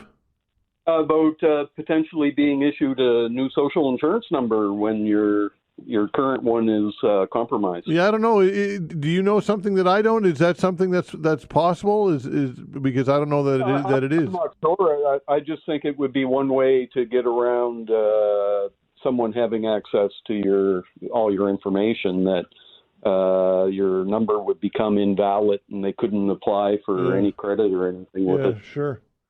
I don't know. I don't even know if that's a possibility, to be honest with you, Keith or Kevin. Yeah. I really don't. Yeah, good. That's a good question. Anyway, we've got the toll-free number, and I will drop it from time to time so that you don't have to use your long distance on calling us, and I apologize for not doing so. Thank you. Okay, pal. Take care. 902-405-6000. And again, a reminder for those who want to call us toll-free, you can certainly do so at 877-801-8255. Again, if you want to jot that number down. If you want to call us toll-free, 877-801-8255. Let's go back to the phones. Talk to David. Hello, David. Hi, David. Hi. Hi there. How are you this morning? I'm well, you? Good. I just have two things, Todd. First thing is that I read an article not too long ago that George W. Bush was refused entry into Canada because he had a DUI on his record. Okay. And he had to apply for a special permit to get into the country. And as of today, Donald Trump has not done that. So as far as I'm concerned, he should be turned back when he gets off his plane. And the second thing I wanted to talk about was I was out in Sackville yesterday, and I went to visit my parents' and grandparents' grave in the Gates of Heaven cemetery out there. Yeah. Now, my grandparents and my parents are both buried in the same plot. And each time we buried one of them there, we had to pay a huge sum for perpetual care. And Todd, let me tell you, the grass, that graveyard is despicable. The grass was over a foot tall. It doesn't look like it's been mowed this year at all. Wow. And I mean, and I have my other grandparents are out there too. And I think it's very disrespectful, and, you know, good money was paid to look after that, and it's not being done. And when we called, apparently it's the Catholic Church that owns that graveyard. Mm-hmm. And what did they say when you called? They're away. Oh, I see. Didn't get a response. Yeah, the office is closed down for till next week or something, I think. But yeah. Well, it's just that's disheartening, David, for sure. I can see why you would be concerned about that. I totally get that. Yeah, and my wife was upset. She said we should have taken pictures, but we didn't. Right. Because it is absolutely disgusting. Like I'm telling you, the grass was at least a foot tall. But if you go down to the other end of the graveyard where the priests and the nuns are buried, meticulous. Yeah. Yeah, David, listen, I don't really have much to add to it other than I can totally understand why you would feel that way, and I would be upset as well. Yeah. Well, if we hear anything back, I'll let you know. Okay, pal. But I don't. Okay. I don't expect it. Thanks, David. All right. All right. Thank Take you. care. All right. 902-405-6000. Jim, hello. Hi, Jim. Hi. If you're speaking to me, I am. Yeah. Great. I commend you for noting that it's D-Day and it's a chance to remember the sacrifices made. Very briefly, a quick story. My father was in the Air Force in World War II, Lancaster bombers, 7 airmen on the bomber. He was up front with the pilot. He was the navigator/bomb aimer. And they got hit over Berlin in January 1944. And 5 people died, 2 lived. My father was one of them, obviously. And he literally, as the plane was about to go down, the pilot stayed at his station and said, "Go jump, Eddie." And so there you go. There was a lot of heroism and just, it was a different time. But thanks to that, he got to go to university for free. He spent his 1.5 years in prisoner of war camp. And the rest is history. He had a great career, and so we need to not forget. Yeah, lest we forget for sure, Jim. And look, it's something that it's mind-boggling when you think about the operation itself and all that went into it, and all the planning and the average age of people who were left to fight and to make it all happen. It blows my mind when you think about the average age of the soldiers and the responsibility and the sacrifice. It truly is awe-inspiring. And again, lest we forget for sure. They were just kids. Kids. One last thing, he named, kids like 20 and 22. Yeah, whatever. That's a kid. As you say, they were not fully mature adults, and they had come from very different backgrounds all over Canada. And anyway, my dad named his firstborn son, not me, after the pilot who stayed at his station and went down with the plane. Interesting. Okay, Jim, thanks for the call. There you go. Appreciate it. Thanks. All right, take care. Thanks for the calls, everybody. We appreciate it very much. We'll open the phone lines again on Monday between 11 and 12. Speaking of the military, the Army is looking to spend more than $6 billion on new howitzers and rockets. We'll talk to Scott Taylor about all this when we come back.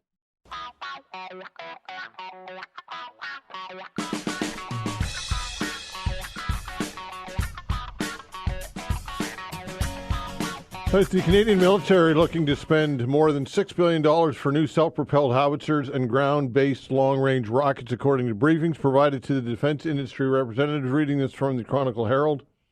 Joining us to discuss all this is Scott Taylor, Esprit de Corps Magazine. Scott, thanks for joining the show as always. It was always a pleasure. All right, so these are replacing the old M109. Are they still in force, or are they still in service, the M109?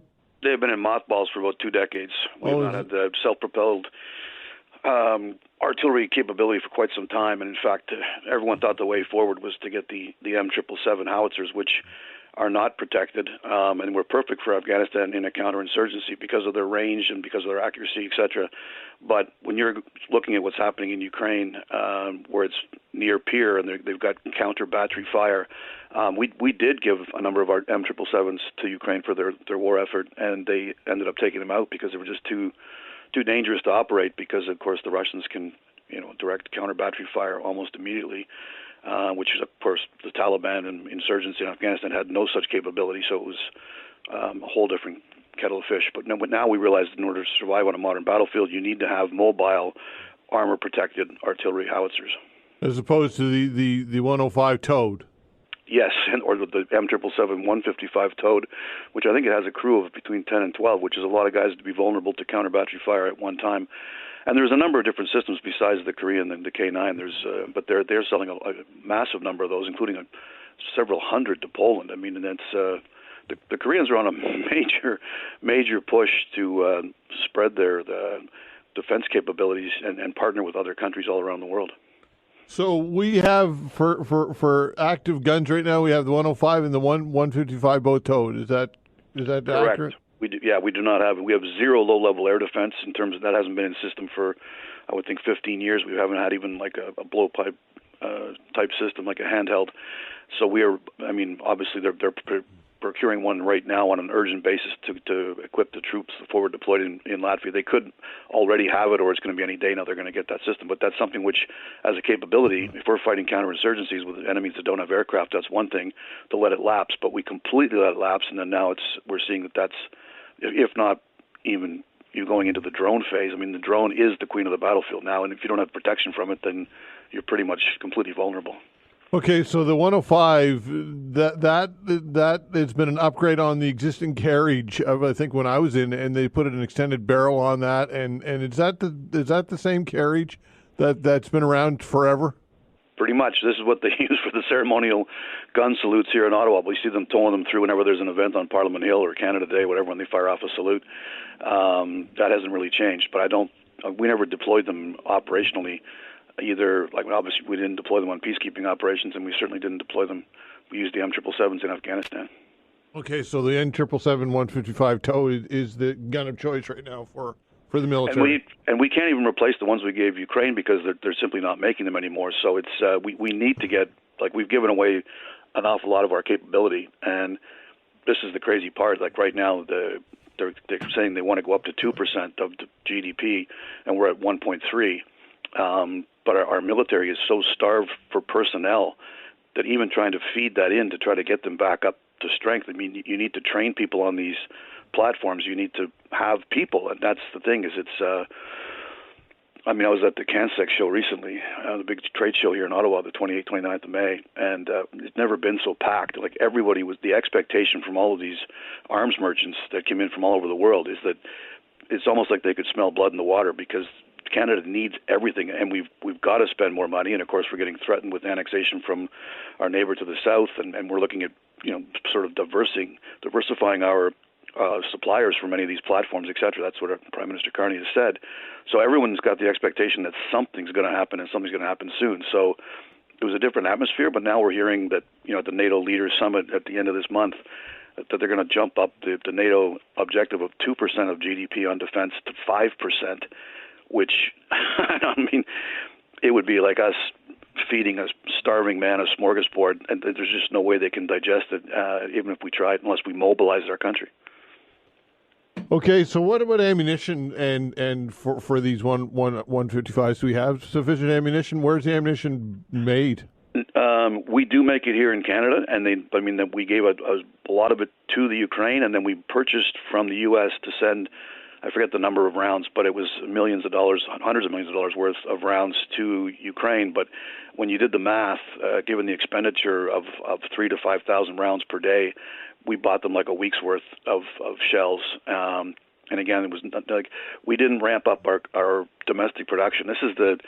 Everyone keeps saying that the war in Ukraine, it's a marathon. We said the same thing about Afghanistan, but all we ever planned for was a sprint. Nobody thought this thing would go more than 3 years. And then obviously in that time frame, we realized it is going to continue. It's still continuing. Nobody ever put on a second line or a third line here in Canada to produce these shells. And I think at one point our CDS was Wayne Eyre. He said that we had like 48 hours worth of ammunition if we were to go into the rate of expenditure that they have in Ukraine.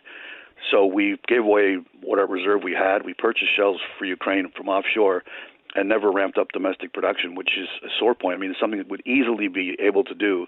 And, of course, nobody wants to store millions of rounds, but having enough to actually be able to deploy and fight a near peer somewhere would be obviously within Canada's best interest. Okay, so self-propelled howitzers, I would assume that this is not a cheap item, an expensive piece of kit. What can you tell us? What $6 billion get you? Well, with the Koreans, I mean, the thing with them is their scale. I mean, that they can produce things at, which is why they're offering us submarines as well. I mean, that's the scale of shipbuilding that they have. I've been to Busan. I've seen what they can produce, and it just dwarfs anything that we could have in Canada. Like we have a shipyard in Irving in Halifax, but if you see just how quickly it looked like when I was there, like what you imagine or can picture for wartime in the States, like when they were going through the Rosie the Riveter, and there's just everybody welding and stuff happening everywhere. One shipyard alone had 35,000 workers. And then they're also heavily automated, so you got robots and things happening all over the place. So they're offering stuff which, because they're building on such a scale, it's actually the value per unit on both vehicles and on ships, etc., is incredible. About the United States and what it can provide, and we know that has some trepidation now, considering what's going on with trade and with Trump and our relationship in general with the U.S. But what about sourcing U.S.? So the mood at the CanSec was, normally the American suppliers are very confident. I mean, they've got most of our major projects. Lockheed Martin's got, of course, the CSC, and they've got the F-35, et cetera. But Boeing, of course, has all kinds of different fleets of aircraft in Canadian service. But with the comments coming out from Prime Minister Carney that we need to diversify and that no longer is the States a stable ally, I mean, that's something which the mood in the room was, it has changed. People were much more optimistic that things are all possible, that we could end up getting a mixed fleet of fighter jets and going to the Swedish Gripen. And then, of course, it becomes a match whereby the engines in the Gripen are actually made in the States, and the Americans could block the sale. Like, you begin to realize just how much clout the U.S. companies do have and how we are, basically our heads are sewn to the carpet in the case of working with the Americans. But if there is a will to move out, then obviously Koreans would be a big capacity builder for us. I mean, and they're prepared to partner with companies here in Canada as well. I think that was part of their submarine proposal, was they would build maintenance operations on both coasts, which would be huge. Okay, so the size of the artillery in Canada, how many guns do we need, and operationally, and who determines that? Well, I mean, again, we still cling to the idea of a mechanized brigade or a combat arms force, so it would depend on how many main battle tanks we have. I mean, you can't just build one piece, one block. Those guns would be in support of armored personnel carriers, which we only have wheeled now. We have the LAVs. We don't have tracked carriers anymore. So this is a case where you look around and like, what do I fix? It's everything. What do we redesign our combat forces and then go from there? Do we look at what we have in our inventory and then try to build around whatever's left? We do not have. We need new main battle tanks. Obviously, we gave some away to Ukraine, and we can see what the efficiency is there. So if they're going to build it on 3 combat brigades ready, like rotating, it would be probably in the neighborhood of 60 to 80 of these guns. But that's just a guess. I mean, it's just one of those things where everything is like, how long is a piece of string, right? How many do we need? How many can we possibly sustain? And we also then would need a means to deploy them. We need shipping that could take them somewhere, because we're no longer forward deployed in Germany like we were during the Cold War. We would have to think about that, and we don't have roll-on, roll-off shipping. Like, we basically need everything. And I just did a column this week about the missed opportunity we had to get two amphibious ships, the Mistrals, from the French when they had built them for the Russians and then weren't allowed to sell them. So and Canada turned them down, but that would have been like an incredible combined arms capacity for the Canadian military working together, where you'd have air assets on the deck, 450 soldiers and vehicles on board, and then the sailors would operate the platform. But we missed it. I mean, it's and those opportunities don't come along too often. So it's I'm sad to say that in all my years of being in and then covering the military, this is the worst time I've ever seen it. Wow. And what about ramping up to 2% and the time frame to get to that 2% per GDP? Are you anticipating that Mark Carney and his timeline is realistic? So I was at the speech at CanSec when the new defense minister, David McGuinty, came out, and at the end of his speech, he said that he got the crowd going, because he said we were going to make immediate and decisive decisions. And everyone heard the word immediate and said yes, and then it was not followed by any actual announcement, which it's like the guy at the bar when his wife calls and she says, "When are you coming home?" And he says immediately, and then he orders another round. Yeah. We've seen this too many times before. Like, until there's actually action, it's pretty hard. I mean, it's a new face and defense minister, but he's gone off to this defense ministers conference in Brussels, and there he changed his immediate to soon, or very soon. We're going to get some action and changes. But by now, us trying to catch the 2% bus as the 5% bus goes screaming past, I think we're going to be in a world of hurt for a long time. Yeah, for sure. Okay, Scott, always great. Appreciate your insight.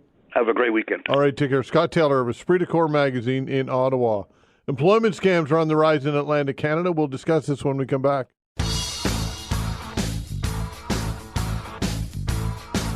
With employment scams on the rise, Better Business Bureau warns job seekers to be aware of the red flags of distributable employers. Joining me to discuss all this is Jeff Horncastle with the Canadian Anti-Fraud Centre. Jeff, thanks for joining the show.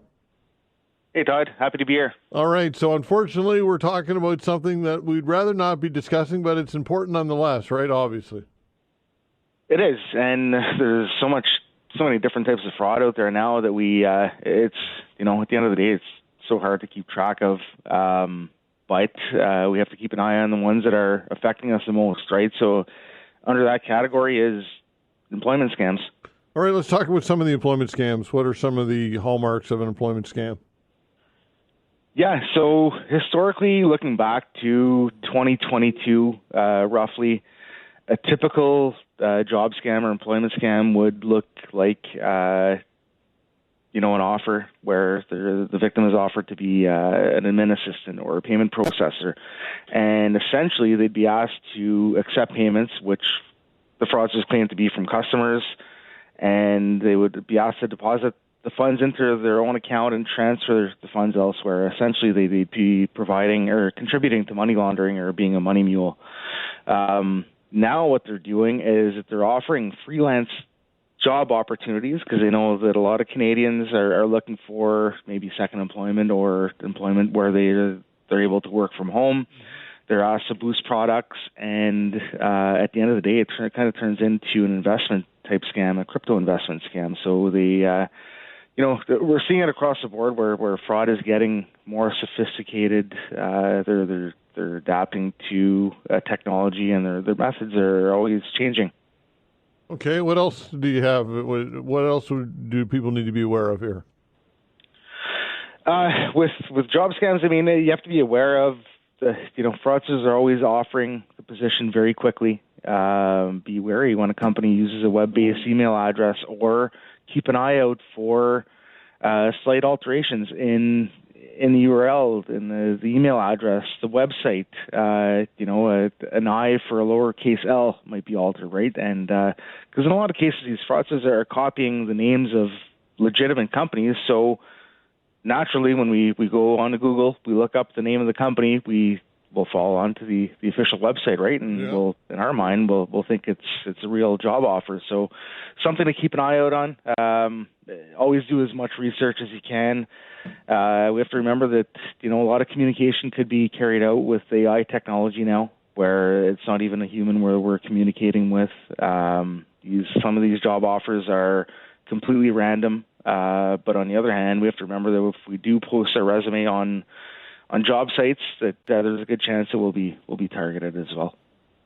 Okay, and personal information. Guard your personal information, and this is something that obviously is front and center. And if people are asking for personal information, how do you know whether or not it's something is amiss? So 100% personal information. So we'll sticking on the topic of employment fraud or job scams. In a lot of cases, the fraudsters might ask you to sign a contract, fill out a contract, right? An employment contract where they might ask for a social insurance number. They might even provide those, the tax papers that you have to fill out when you get employed. So again, you want to be doing as much research as you can, because once you provide your personal information, it's out there. Like we know with various breaches that are happening. We want to, and if you have been a victim, you want to make sure that you're protecting your identity, so you're not a victim of identity fraud. So if you have provided your social insurance number in the past through a phishing email, through any type of scam, because we see identity theft linked to all types of fraud, all types of scams, right? Where suspects are not only looking for money, but they're looking for your personal information so they can apply for credit cards with your identity. So you want to prevent that from happening. All the steps to follow are on our website, antifraudcenter.ca. Yeah, and look, if somebody's offering you a job and they're asking you to make a quick decision and it seems too good to be true, that could potentially be a red flag as well, right? That's exactly right. So, and that's across the board. If something seems too good to be true, and you usually have like that instinct that tells you that something seems a little off or a little fishy, right? So, always trust that instinct. If you're not sure, discuss it with a family member, a loved one. Reach out to the Canadian Anti-Fraud Centre. We'd have information to share based on the information you've collected, right? It boils down to doing as much research as you can before making a quick decision. Fraudsters want you to act with urgency. That's why they make everything look really good. Good pay in this case. Work on it at your own pace. With that being said, always take the steps you need to make sure that it's legitimate. What are also overpayment scams? What are overpayment scams? So overpayment scams would be anything where fraudsters are asking you to receive money and send the funds elsewhere. So a bunch of different categories come with overpayment scams. So a prize scam could be an overpayment scam, for example, where they give you a check, ask you to deposit a portion of it and transfer it elsewhere. So that would be an overpayment scam. A loan scam could be an overpayment scam. So and certain variations of job scams as well. Okay, so some quick rules of thumb from people here just before we wrap things up are what? When it comes to protecting yourself? Protecting yourself just from the beginning. If you're actively looking for employment online, and you've posted your resume, for example, like I said, just make sure that you're aware that there's a good chance you're targeted for an employment scam. Do as much research as you can. Again, if the job is offered without doing an interview, for example, then that's a huge red flag. If you're asked to receive funds into your bank account and forward the money elsewhere, don't. Again, there's a good chance that you're being used as a money mule and contributing to money laundering. And again, like we just discussed, if very important, if it sounds too good to be true, it probably is. And there's a bunch of tips for all types of fraud on our website at antifraudcenter.ca. If you haven't necessarily been a victim, but you've been targeted by fraud, you can report it to the Canadian Anti-Fraud Centre as well. You can do that through our online reporting tool, antifraudcenter.ca, or by calling 1-888-495-8501. Okay, antifraudcenter.ca, that's where you can get all this information. Thanks, Jeff. Appreciate your time. Thanks for having me. All right, take care. Jeff Horncastle with the Canadian Anti-Fraud Centre. Over the next half hour, we'll talk sports with Cecil, of course, and we'll chat with Allister Aalders, our weather specialist. We'll be back.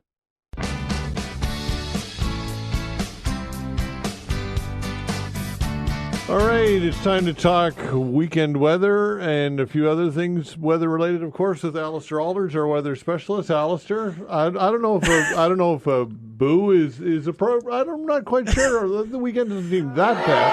Oh, there we go. Oh, there, but that's the end of the box. Oh, dear, okay. We're stepping it up a notch. That's right.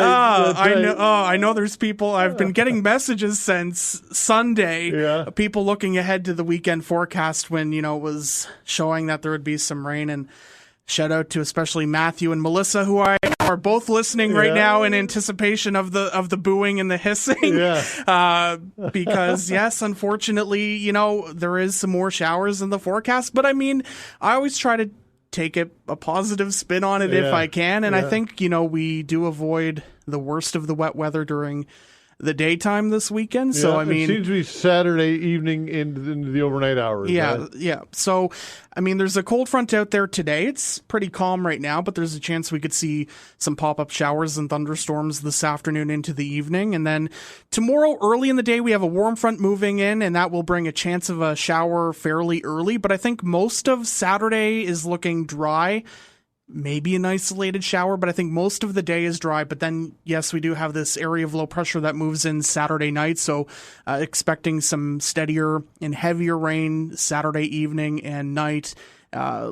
latest guidance showing about 15 to 30 millimeters of rain Saturday night. And then the good news, because earlier in the week, the modeling wasn't necessarily all on board for a clear out for Sunday, but at this time it looks like the rain should exit around sunrise Sunday, and then there's a lingering chance of a shower behind it, but overall very similar to last Sunday where we cleared out and it was pretty nice by the afternoon and evening. So an isolated shower behind that system for most of Sunday, but clearing to a mix of sun and cloud for the afternoon. So there's some showers and some rain in the forecast, but we're avoiding most of it. It's unfortunate if you're looking to maybe have a fire at night or go camping or if you have any nighttime activities. But for the daytime activities, which is often very important for people at this time of year, for the most part, we're avoiding the wettest periods during the day this weekend. Yeah, and so the booing, but not the hissing. Then how's that? Okay, sound? Well, I'll take that.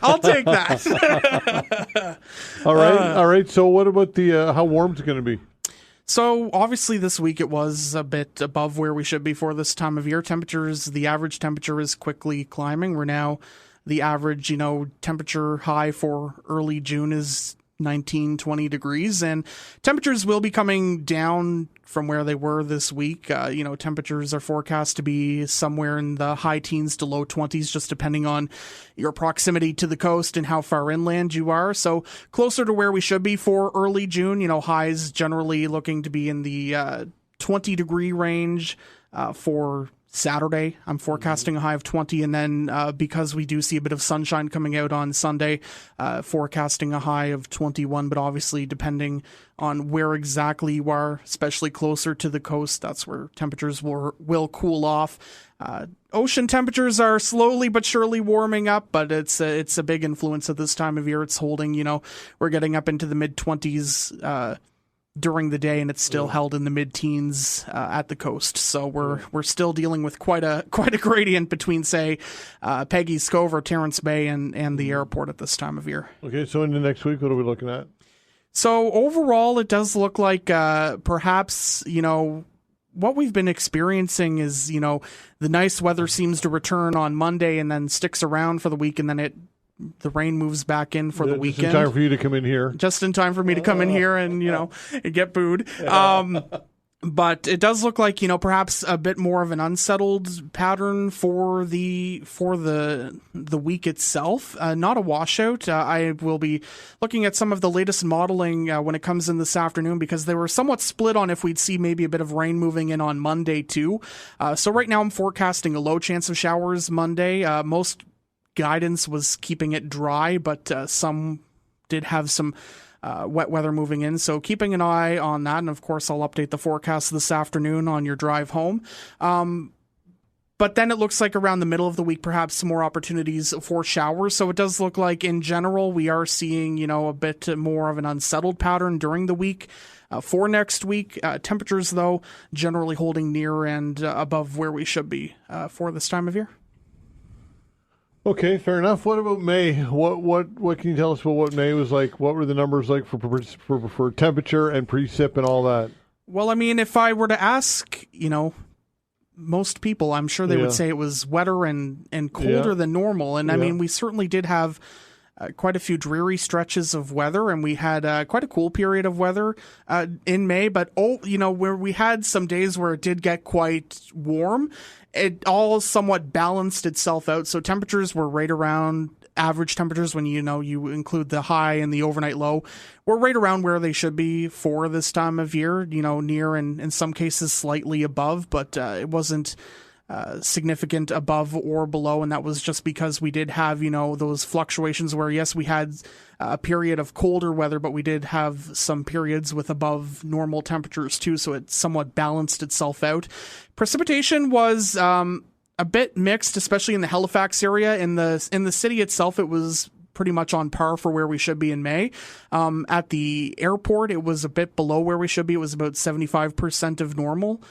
So it was generally near or slightly below across Nova Scotia, and for HRM there was just some some variability, but overall, temperatures near average, precipitation near, in some cases, slightly below where we should be for this time of year. Nothing too notable in terms of, monthly records falling, obviously, with some of the temperatures, daily temperatures records were broken in May, but nothing too substantial stood out to me in terms of, monthly statistics for May. Yeah, I think people's perception of it always being wet on the weekend kind of affects what reality is, right? Exactly. I mean, it's not like the weather's not like the weather knows. The weather doesn't know the day of the week. Pardon? The weather doesn't know the day of the week. Exactly. The weather doesn't know that, we're all looking for the nice weather on Saturday and Sunday, but, certainly,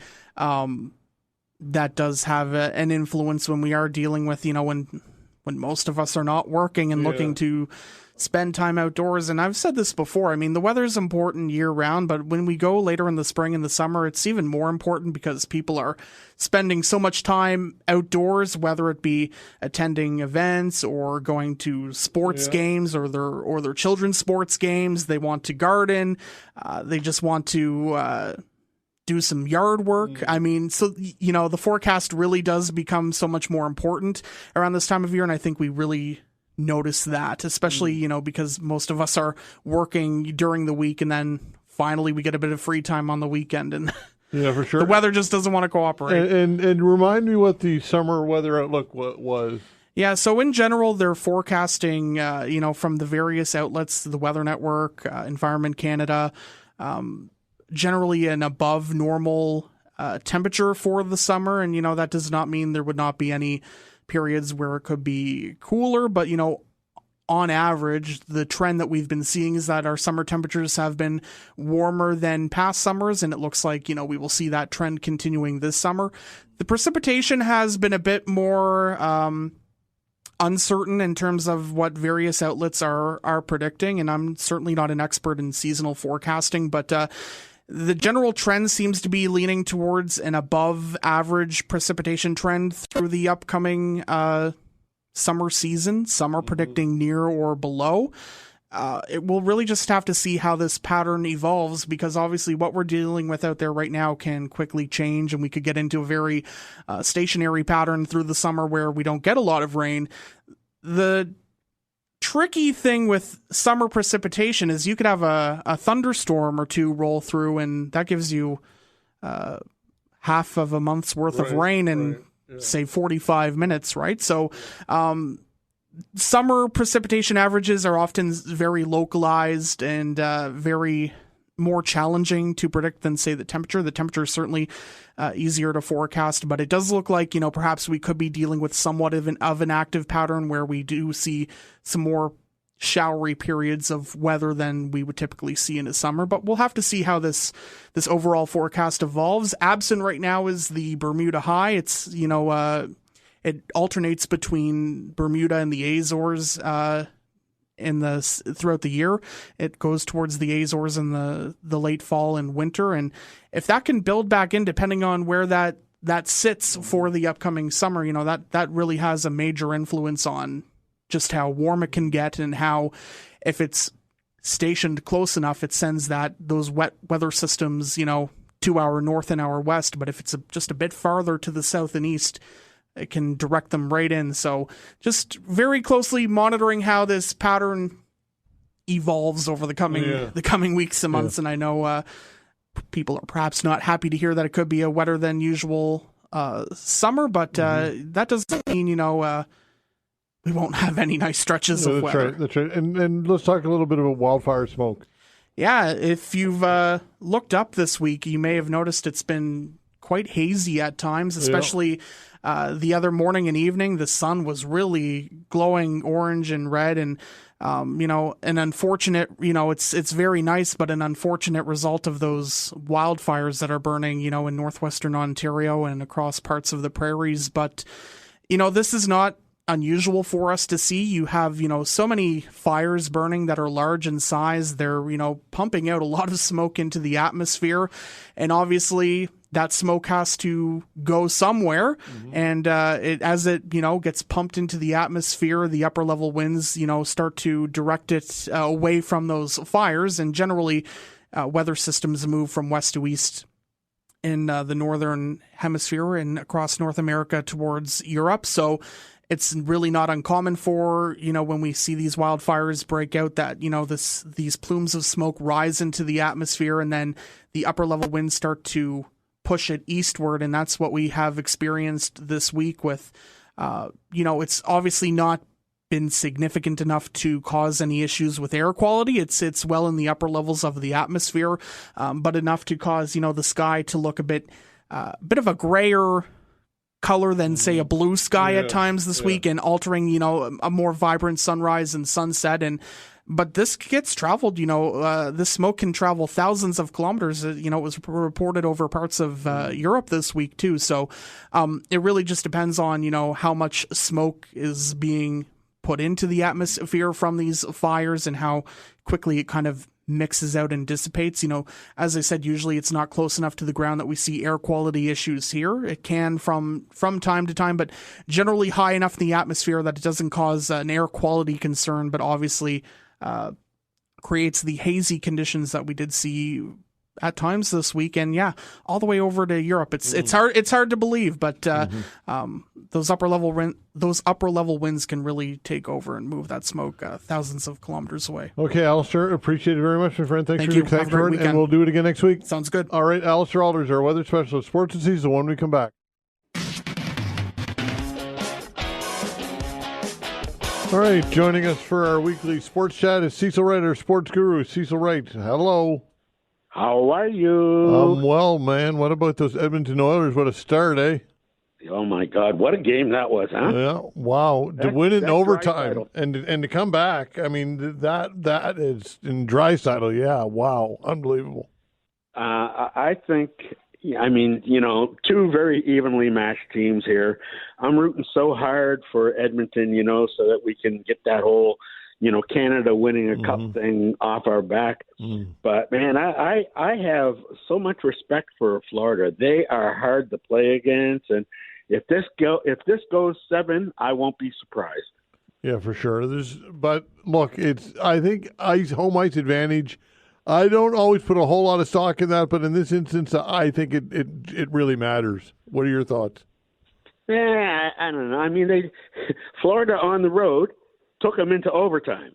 Yeah. So, I'm not saying that the home ice advantage doesn't benefit Edmonton. It certainly does, but I don't think that really matters to Florida, man. They don't care where they play. They're a tough team to play against, and I like I said, this is going to go 7, and what an exciting series it's going to be. Yeah, that's true. That's true. And so I suppose it goes without saying every game's huge in a Game 7 series, in particular in the Stanley Cup Final. But tonight, if Edmonton can get out 2-2 zip, that would be massive. I mean, the momentum would be huge, right? I would suspect that everybody would think so, but I'm telling you, I would not overlook Bobrovsky. That guy is capable of shutting anybody out at any time, and if Edmonton takes this game tonight and they go up 2-0, Florida very well could win the next 2 in Florida, and we're tied again. Yeah. Yeah. Some people say that look, Florida's already won their cup. Maybe they're not as hungry. Do you buy into that at all? No. I think guys are hungrier after they win it once. They want to drink that champagne again. And, I don't think Florida would have went out and made a move like getting Marchand if they didn't, still have that fire in their belly. So I don't put too much stock in that. Do you think anybody's hurt that's playing hurt? Probably a whole lot of guys, but we're not going to find out till after the series is over. Yeah. Nobody's going to want to let their opponent know that somebody's playing with a knee injury or something like that. You don't want them to know. Yeah. How about Skinner? Do you think that he can get the job done? I think he can. Question is, will he? And I don't know, man. Like I said, these are two very evenly matched teams. I don't know what else. People have to understand that and not expect that there's going to be a a 4-game sweep. I mean, I would love to see that happen for Edmonton, but realistically, I don't think that's what we're going to see. I just want to see good, solid hockey, no foolishness, just end-to-end rushes. I love that. Yeah, absolutely. Absolutely. So your prediction is, are you making a prediction on the series? Why do you try to get me in trouble like that? Why? Because I like to. I'm gonna go Edmonton in 7. Edmonton in 7. Okay. Yeah. I say the Oilers win it in 6. Well, that'd be nice too. That'd be nice. Yeah, for sure. Okay, another big game last night in the NBA. The NBA championship final kicked off, and what a way to do so, eh? Oh, my goodness gracious, wasn't that so? There has been some unbelievable comebacks in this postseason in the NBA.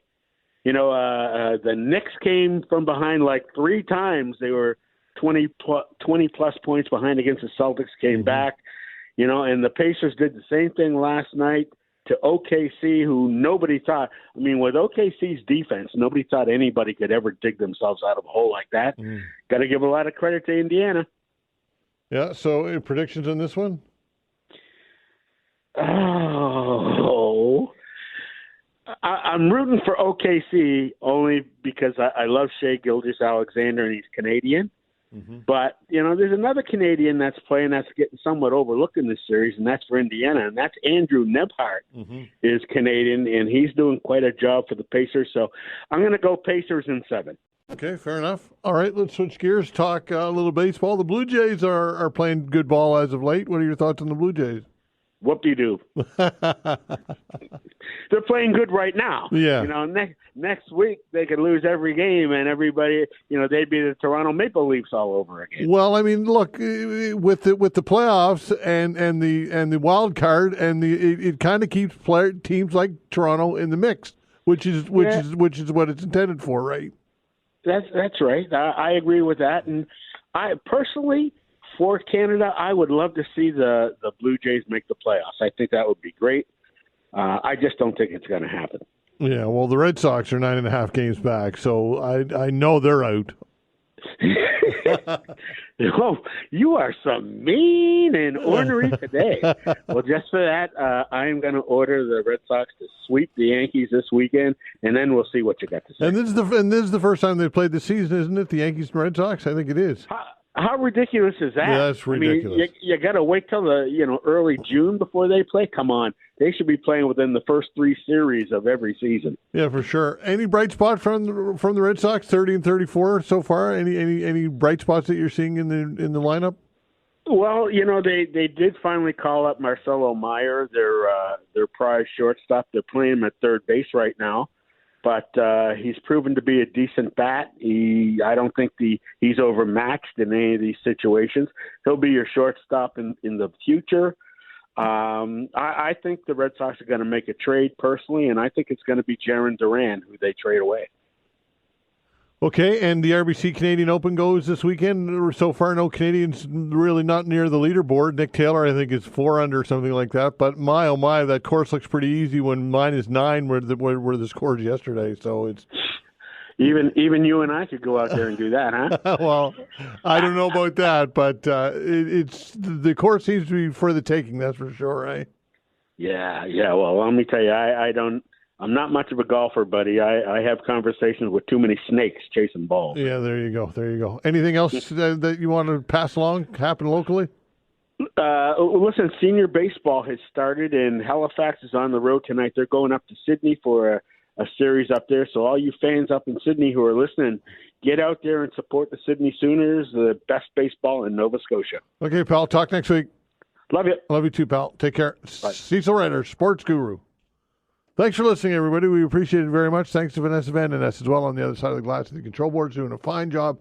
As always, we're back on Monday, 10 o'clock. See you then.